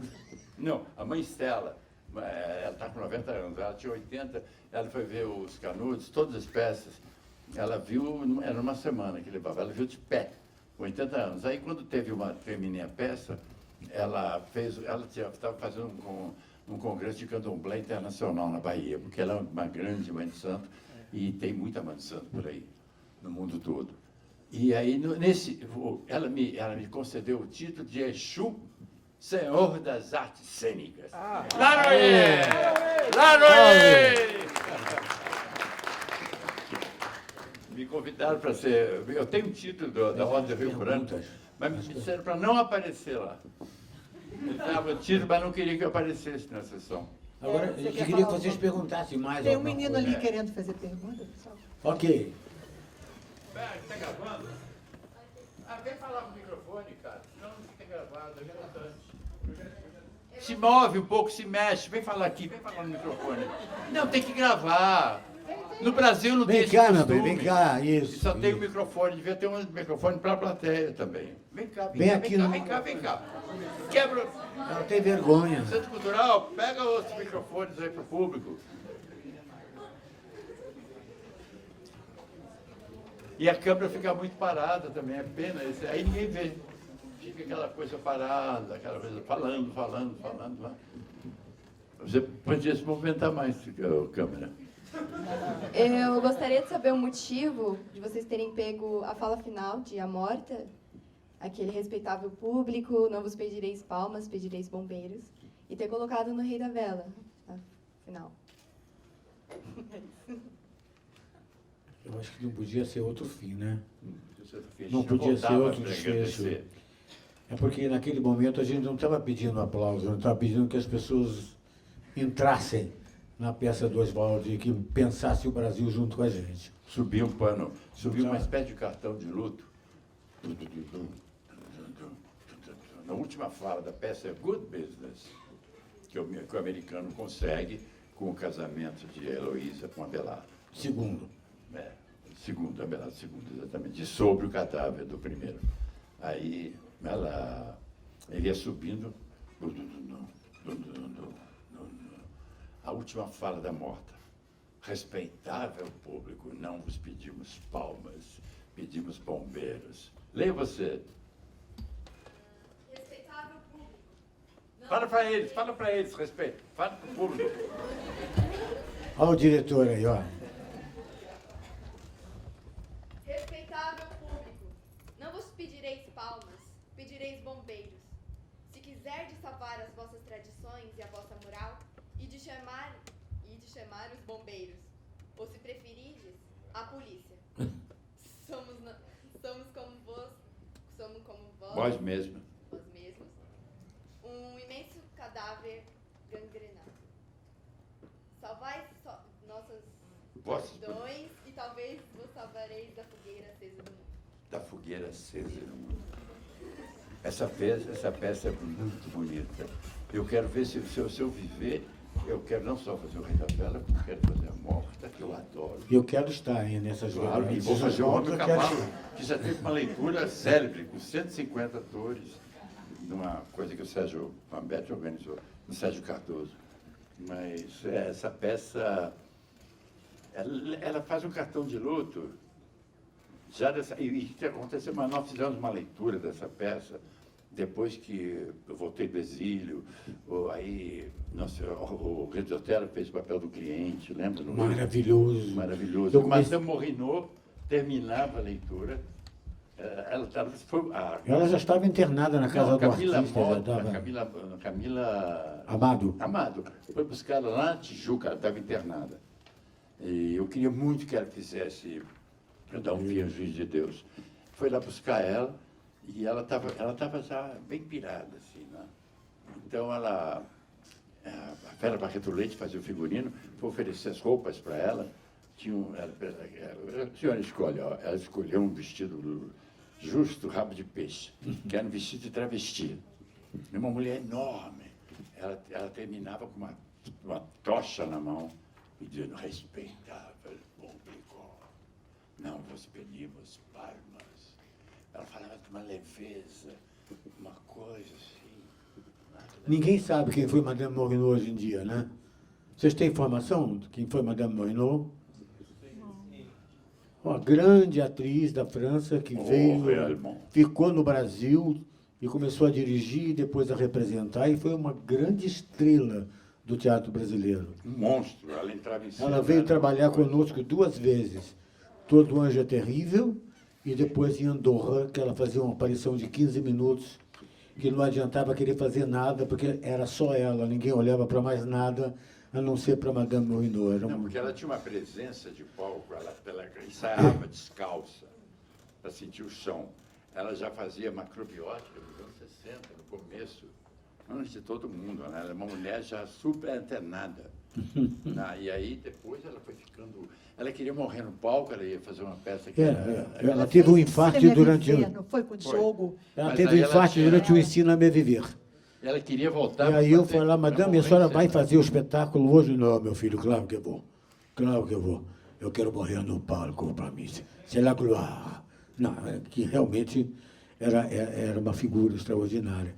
Eu me lembro que eu fui ver com ela uma peça da Cacilda Becker, que era A Visita da Velha Senhora, e ela assistiu a peça toda, era a primeira direção do Valmor Chagas. não era bom. Entrava Pantera, Macaco, tudo antes da Velha Senhora, era um desfile grandioso. Aí vinha a peça, quando terminou, a madame olhou para mim e disse: eu não gostei. Falei: então vamos embora, madame, pelo amor de Deus, vamos sair rápido. Não, eu quero ir lá dentro, eu tenho que falar com eles.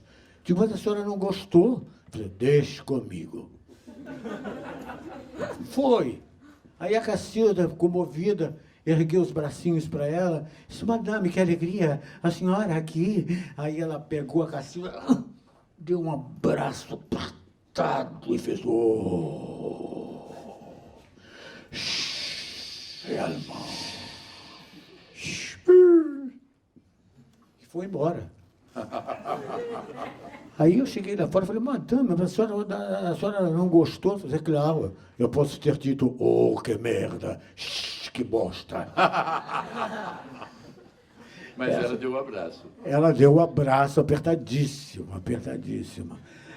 Ela era uma pessoa incrível. Tinha uma mulher que falava mal dela, um dia foi assistir o espetáculo, e no final foi no camarim falsa. Renaud, é Ritinha. Ela falou, ô Ritinha, pensei que já tinhas morrido. Mas, alguém...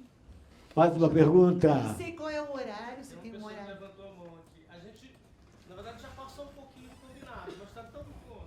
Então, pois é. Não, você tem que ensaiar, gente. É porque depende mais do Zé e do... O Zé também vai ensaiar, acho que mais uns 15 minutos, né, gente? Tudo bem?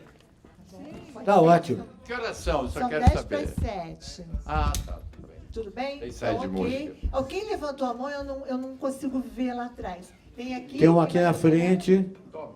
Ah, deixa ele falar aqui, depois a outra pessoa. Né? Eu vou querer uma foto dessa depois.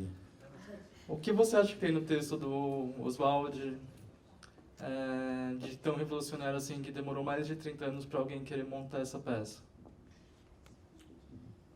É que ele foi testemunha. Pô, ele é um grande poeta, primeiro. O maior poeta brasileiro. Um grande filósofo. Os irmãos Campos dizem que ele é o único filósofo original brasileiro. Ele tentou emplacar as teses dele na USP, não conseguiu. Foi no lugar dele foram pessoas absolutamente nada. Ninguém nem lembra o que é, nem sabe o que é, nada. E... O que eu estava dizendo? É porque eu acho que você tem toda a razão. Eu acho que a USP está muito fechada. Não. Ela está com a cabeça Não, eu muito chego e fechada. falo para a Mariana Saúl, você é ótima, mas você tem que estudar Oswald de Andrade. Tem uma recusa ainda do estudar antropofagia. E é uma filosofia maravilhosa. Eu aconselho vocês a lerem quem gosta de ler, quem gosta de arte, quem gosta de teatro, porque o que tem de específico que você perguntou é que o Rei da Vela, antes de tudo, é uma obra de arte, é uma obra de fala.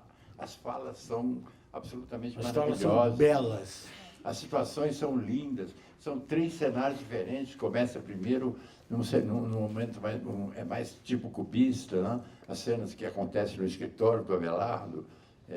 Tem um corte. Tem uma coisa linda, tem uma jaula onde os que estão sendo protestados. Mas acho que a os pergunta dele é pedintes. por que esses 30 anos? Se ela é tão bacana, por que ficou tanto Não, tempo? o Oswald foi Eu muito sei. discriminado. Eu sei. O pessoal Porque é o seguinte... ele- prejudicou muito o Oswald nesses 30 anos. Não é só isso, é o seguinte, é que ele vem à tona nos momentos que o país mexe. Quando o país está paralisado, tá o país do indivíduo, o país da anestesia, o país tem um terceiro país na morta. Qual é o terceiro país? Você que tá, é o país do indivíduo, o país da gramática. Gramática, o país da gramática, são 3 coisas, né? Ele emerge, quando emerge novamente na sociedade, os corpos assim, que querem mudanças, que exigem mudanças, às vezes, uma mudança que não tem nada a ver, que tem a ver com a esquerda, mas é uma esquerda que, inclusive, incorporou já a antropofagia, com essa esquerda que está com todas as teses mais maravilhosas do mundo. A esquerda, hoje em dia, tem um programa maravilhoso, e por isso que a direita, inclusive, depois de ter soltado alguma coisa, né, durante anos, inclusive no teatro, cortou totalmente. Tudo, qualquer referência, e foi, em poucas semanas, de estar destruindo tudo que foi conquistado. Não é pelo Lula, não, por muitos anos, de Getúlio Vargas, antes até, sei lá. Né? E também nas artes, né? Porque se o Getúlio não tivesse suicidado, não tinha Bossa Nova, não tinha Teatro Oficina, não tinha Cinema Novo, É verdade. não tinha nada. Né? Imagina se a gente tivesse tido o golpe quando a gente era criança. Né? A gente depois foi ter o golpe, a gente já era adulto, estava fazendo pequenos burgueses, era outra coisa, né? Quando Getúlio se matou, eu estava no Rio de Janeiro ainda, morava lá. Nossa, E aí suspenderam a aula, eu me lembro que eu corri até a porta do catete. Eu sabia que ele tinha se matado lá dentro. E eu fiquei olhando para o Palácio do Catete, e quando eu olhei em volta, vinha uma turma, um monte de povo, povo, né? quebrando tudo. Foi realmente uma coisa... Mudou totalmente. Eu tive que E ele fugir deixou dali. a carta também, né? É uma cena muito teatral que nós fizemos em Cacilda. O Marcelo Drummond fez a carta inteira. Belíssima. Belíssima cena. Uma peça literária belíssima. Eu acho que tudo isso, quer dizer, a gente aconteceu porque tudo isso estava atrás. Se o Getúlio não tivesse matado, Claro. ia ser outra coisa. Claro. Né? E ele morreu no mesmo ano que Oswald de Andrade morreu, 54. Ah, e ele também ficou esquecido. Os filhos dele, a mãe dizia, a Maria Fernanda Alckmin, dizia para os filhos que ele era o maior poeta brasileiro, mas na aula ninguém falava nele, não existia. Não, eu acho que ele foi Aí, para mim foi uma descoberta. Quando chegou, quando os irmãos Campos começaram a escrever textos sobre eles, e quando foi montado o Rei da Vela, aí foi uma explosão.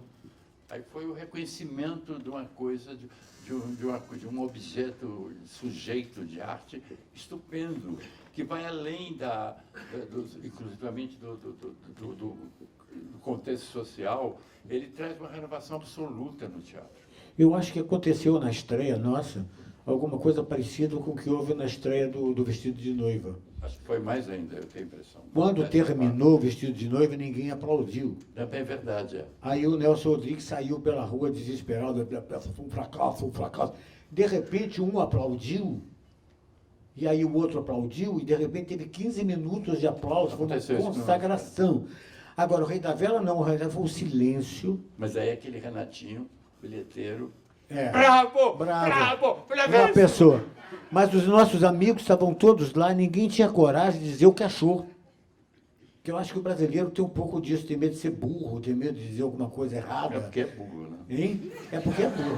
Então eles não disseram nada, falaram, que coisa, hein? Falava assim, que coisa, que interessante, hein?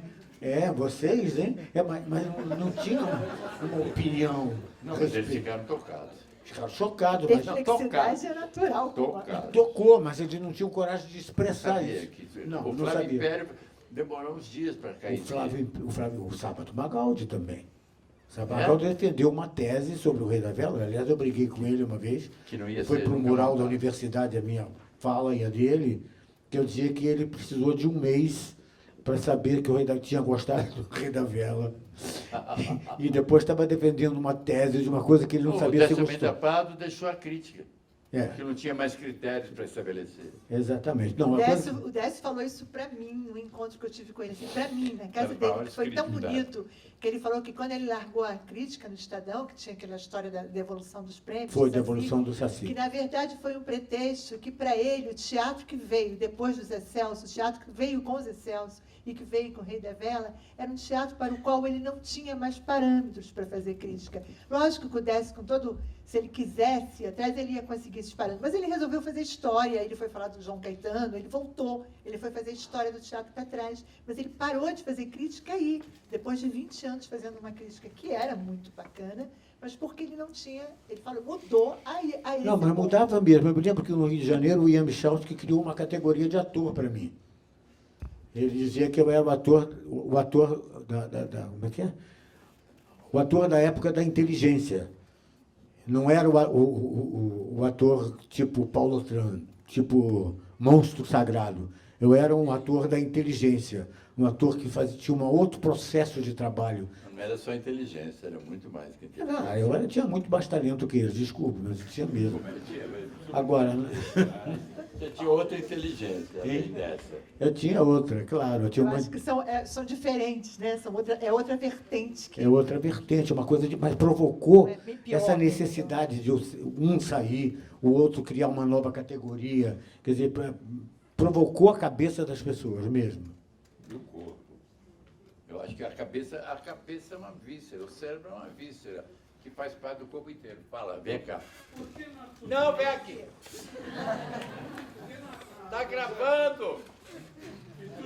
Não, leva lá para ele. Peraí, cara, não estou ouvindo. você consegue. Porque aqui no Brasil é um lixo. A gente faz conferências maravilhosas. Podia no dia seguinte virar um livro, mas é tudo jogado fora. É porque eu não. O Peter Brook faz tudo que ele faz. Por quê? Publica um livrinho depois. Porque no período de turbulência, a criação artística emerge. Porque está emergindo a pessoa humana. É o microfone. A própria palavra que você diz. a turbulência, ela gera essa efervescência, essa manifestação de energias. Exatamente, a turbulência é a energia. Não é? Oswald é uma pessoa que tem que ser lida do ponto de vista da insurreição, de uma insurreição grandiosa, porque ele assistiu os espetáculos dos primeiros anos da Revolução Soviética, que faz 100 anos, que teve uma arte pública como jamais houve no mundo. Teve Eisenstein, teve Meyerhold, teve Tatlin, continuou Stanislavski, teve, enfim, Ziga Vertov no cinema, em todas as artes plásticas. Foi um momento grandioso. Mayakovsky, que era autor. Eu quero montar uma peça dele, que meu irmão, o Luiz Antônio, traduziu muito bem, montou muito bem, e esse ano faz 30 anos do assassinato dele. No fim do ano, eu quero montar essa peça, no dia do assassinato dele, que a gente, todo ano, às 2h30, na oficina lota, a gente se refere a essa coisa trágica dele ter sido morto com 107 facadas, quando ele estava no auge do esplendor da carreira dele, como diretor, como ator, tudo, não é? E ela, aliás, a Macumba vai estrear dia 24 de junho, que é o dia do aniversário dele, do Luiz Antônio, nasceu no dia 24 de junho. E assim mesmo, e eu tenho um outro irmão também que é arquiteto, que nasceu nesse dia. Ontem a gente decidiu, com as condições mais... A gente estava sem sonoplastia, sem nada, sem uma porrada de coisa. A gente decidiu, vamos fazer São João, vamos fazer nesse dia. E nesse dia eu vou cantar a música o Luiz Antônio vai ressuscitar em cena nesse dia. Vou cantar aquela música, talvez... Não, eu sei, chegou o dia, por uma alameda do zoológico. Aquela música do Mayakovsky, do Luiz Antônio, do Caetano Veloso. Qual é a peça? A peça é Macumba Antropófaga. É inspirada, é a Macumba... Não, a peça do meu irmão é o Percevejo, do Mayakovsky. Está muito bem traduzida. E esse ano fazem 30 anos do assassinato dele, que não tem o assassinato dele teve o mesmo significado da própria obra toda dele. Né? Porque ele veio, eu inclusive não ia ver as peças dele, para não, quando ele trabalhava em Araraquara, ele montou com a minha irmã Ana, montou a Megera Domada, montou o Percevejo, ele descobriu muito jovem o Percevejo. Né?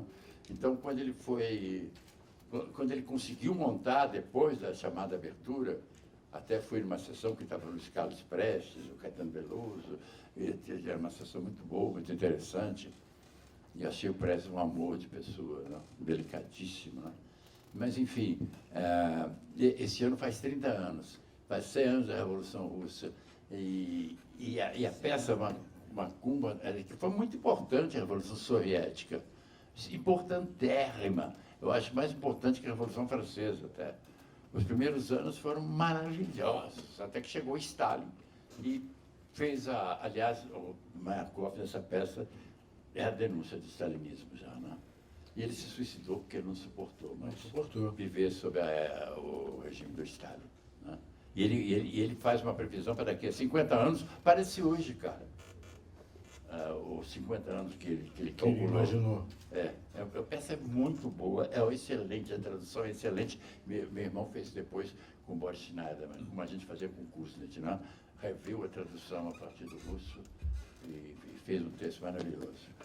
Eu quero muito fazer essa peça, porque a vida dele, ele inclusive estava numa fase que ele estava, ao mesmo tempo que ele fazia o teatro musical brasileiro, ele ia fazer todo, ele não ia parar como ele parou nos anos 30, ele ia fazer o teatro, o próximo seria o teatro do Walter Pinto.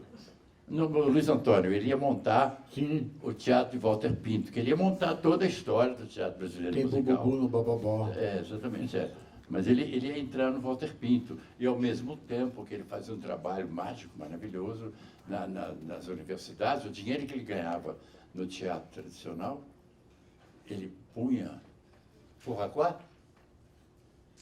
O quê? Ele botava o dinheiro dele nas montagens que ele fazia com os estudantes. E aí que ele montou o Vitanico, logo depois que ele morreu, que é um no japonês.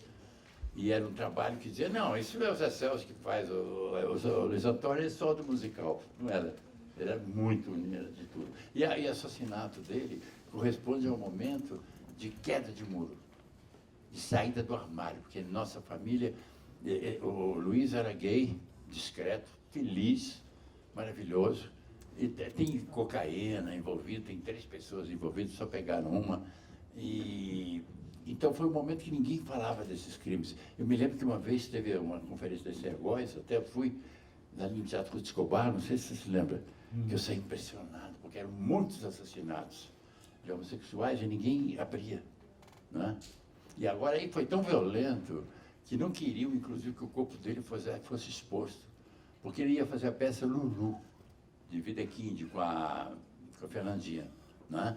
E a história do Jacques Stripador, que assassina Lulu no Natal, né?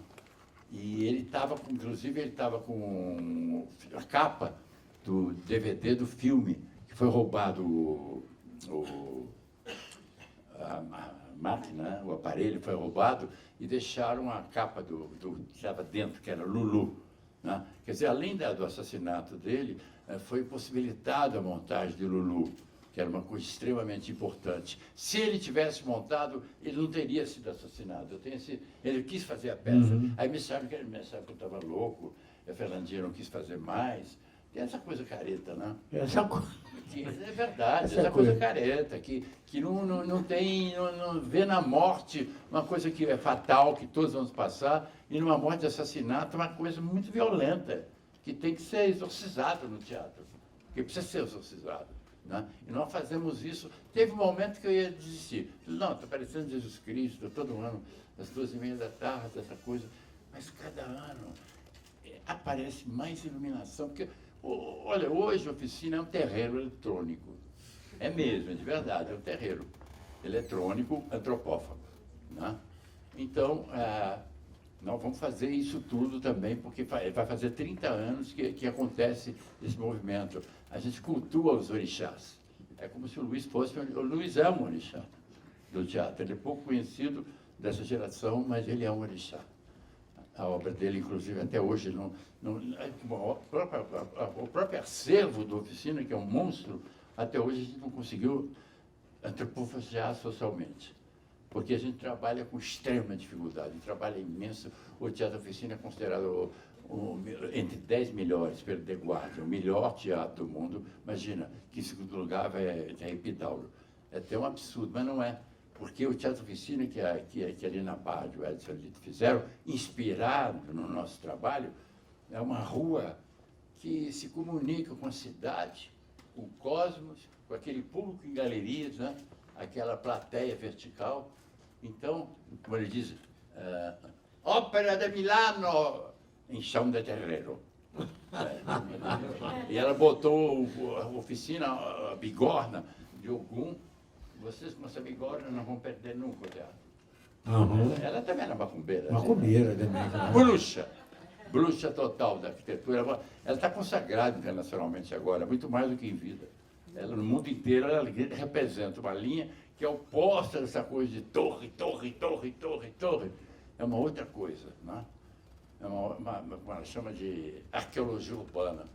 E, então, aquele teatro, o ator tem que estar lá, ele se comunica com, às vezes chove, às vezes tem lua, às vezes não tem, às vezes tem estrela. O Silvio Santos foi lá, viu, ele falou, não, mas a gente pode fazer o seguinte, a gente pode passar um shopping aqui em cima. Eu falei, não, a gente vê estrela aqui, eu batalhei por esse teto móvel, porque eu não quero teatro de shopping, eu acho uma bosta teatro de shopping. Teatro de shopping é gaveta, porque ele em si é uma gaveta, o cenário do shopping é o shopping, né? É um lugar desagradabilíssimo, eu odeio shopping. Eu também. Eu me sinto mal, quando eu vou porque eu sou obrigado aí mesmo, né? Mas eu não vou em teatro de shopping, não. Fala, filhinha. Diga. Você tá aí! Eu tô aqui. Você disse que O Rei da Vela é, antes de tudo, uma obra de palavra. E não, aí, de da arte. palavra. Não é só palavra. Sim. De E aí, eu queria mise-en-scène. saber como foi para vocês esse... Não sei se buscar um equilíbrio, mas essa conversa entre o conceito, a palavra, e trazer isso para o corpo. E sempre o corpo como o foco E o corpo... Mas como a corpo palavra é corpo. Só vale a palavra corpo, que você cospe. A palavra que você cospe é que vale. A gente fala igual, a gente fazendo bacantes, a gente tem que falar igual se falava no teatro grego. A gente tem que cuspir o texto para fora. O texto é um cuspe, mas é um cuspe bonito, às vezes cospe mesmo. Agora, é preciso compreender que, de repente, também, por uma série de tendências, a gente pode, em vez de cuspir a palavra, dizer a palavra, vomitar a palavra, mesquinhar, fazer ela ficar pequena, fazer ela ficar muito naturalista. Não, nunca. Eu batalho isso. Ele fez um curso comigo lá no Célia Helena, e ele sabe que eu batalho que a fala saia. O Nuno foi meu aluno agora há pouco tempo fazendo Hamlet. Ele fez uma cena do rei Cláudio se arrependendo, como eu nunca vi, porque ele estava cheio de não é, rosários, terços, e ele engolindo os terços, como ele queria se arrepender, ele ia antroposeando os textos. Lindo. Realmente, Falava bem o texto? Falava lindamente o texto. Que tradução? A nossa é muito melhor, modéstia à parte. Então não está publicada, cara, é tudo assim. Pois é isso, não tem a mão. Não, exatamente, não tem a mão. Não tem a mão. Não, mas não é por nossa culpa, é porque existe uma repressão econômica enorme. Até hoje, o teatro oficina é tabu, poxa. É um totem, mas é tabu. As pessoas têm medo do teatro oficina. Impressionante isso. E, claro, você vive num regime totalmente burguês, pequeno burguês. Eu acho muito mais uma difícil. luta de classe vinda de cima para baixo. Eu acho muito mais difícil agora fazer alguma coisa que você queira realmente conversar com a plateia ou se integrar com a plateia. É mais difícil agora do que era no tempo da ditadura. Eu acho que entender esse momento do Brasil é mais complicado do que entender a ditadura. Claro, o que interessa é muito difícil isso. Que é uma ditadura.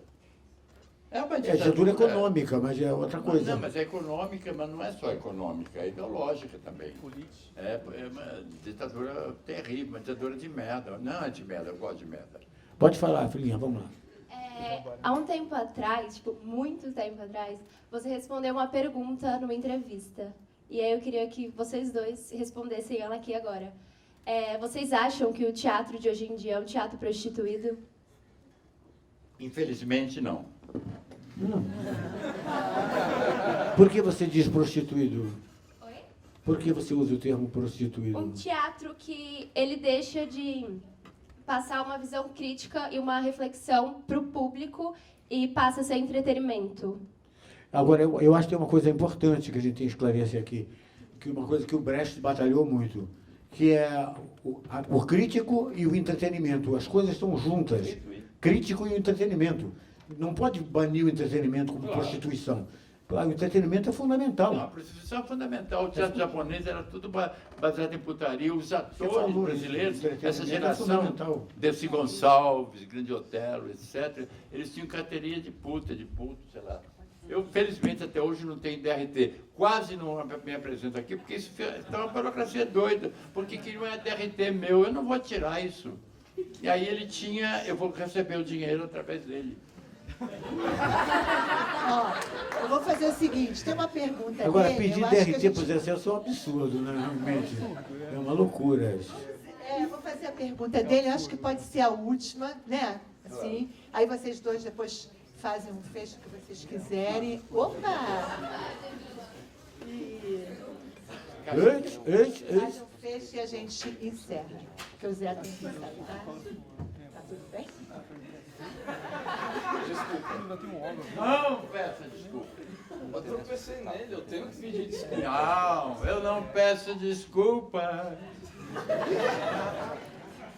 Vocês, como atores profissionais, eu queria saber a opinião de vocês. Qual o conselho que vocês podem dar para todas essas pessoas que estão aqui começando, querendo entrar nesse meio? Para fazer de verdade, tem que se dar. Totalmente. Eu entreguei minha vida para o teatro. Eu acho que é isso mesmo. Eu também, eu nem diria que eu sou um ator profissional, eu sou um ator oficiante. A gente tem isso de uma forma diferente de ser só um profissional. É outra coisa, é além. O teatro é a nossa vida, a gente oficia essa profissão. É Dionísio. Dionísio e Oswaldo de Apolo, Andrade. eles estão juntos, né? É Dionísio e Que Apolo. você é dionisíaco, mas o seu caderninho de notas, depois do ensaio, é apolíneo. Totalmente. Totalmente apolíneo. Quer dizer, um existe com o outro, né? E o PAN, que é tudo. Uhum. Essa cidade devia se chamar Sampan. Porque tem de tudo essa cidade. É o nome de um santo careta, o santo da castidade. São Paulo é o santo mais careta que existe. Realmente é uma pobreza. Agora, sim, que tem uma coisa interessante. Ele trepava com as índias. E Oswaldo de Andrade coloca uma coisa muito interessante. Todos nós, paulistas, somos descendentes dessa mistura toda.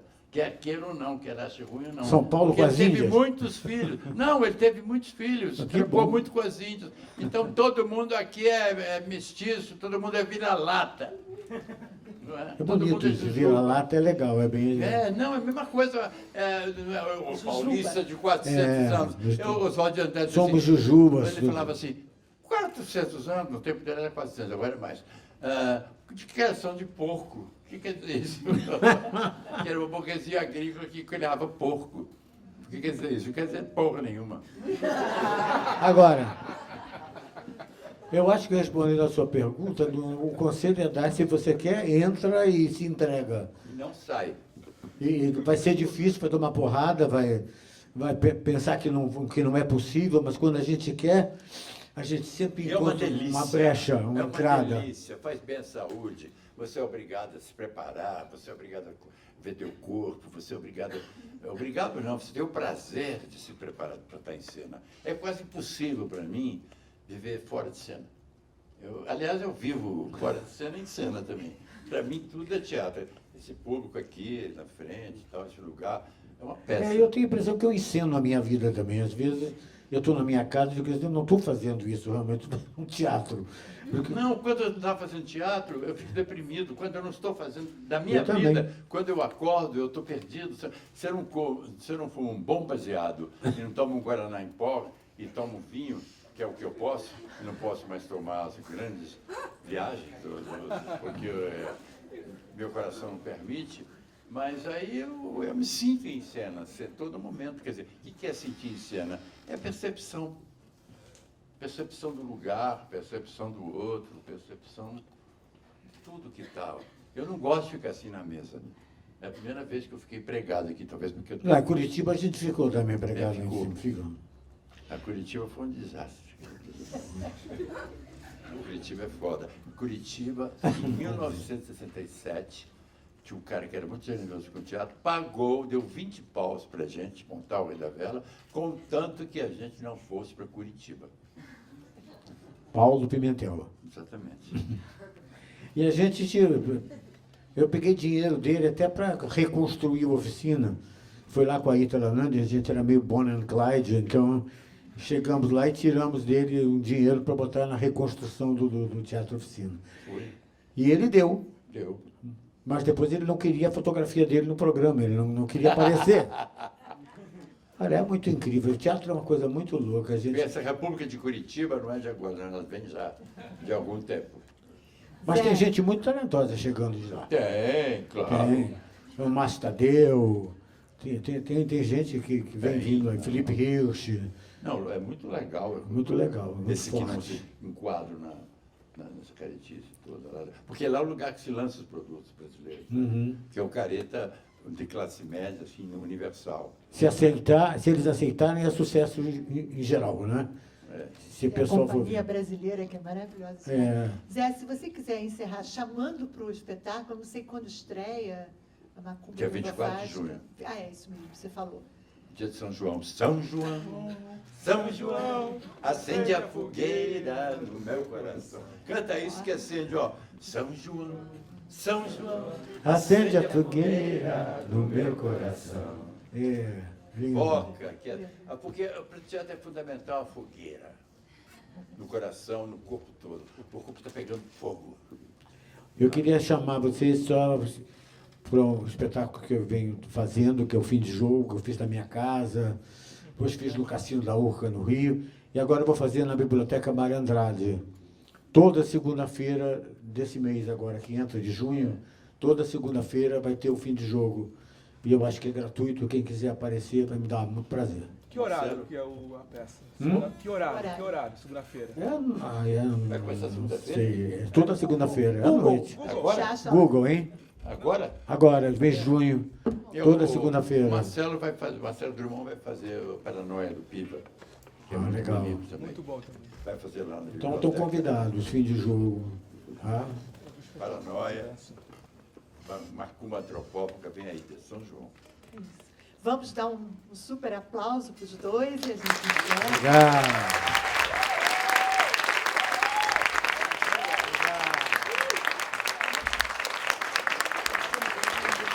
Bete! Público! Ei! Mas o Jujuba era amigo dos seus companheiros de rua. Viva, gente. Muito obrigado, viu? Beijão. É boé! É boé! Conhecer o Deus do teatro também é importante para fazer teatro. Porque ele transcende uma certa mesquinharia que existe no teatro hoje. Merda! Merda! Pra vida. Merda! Merda!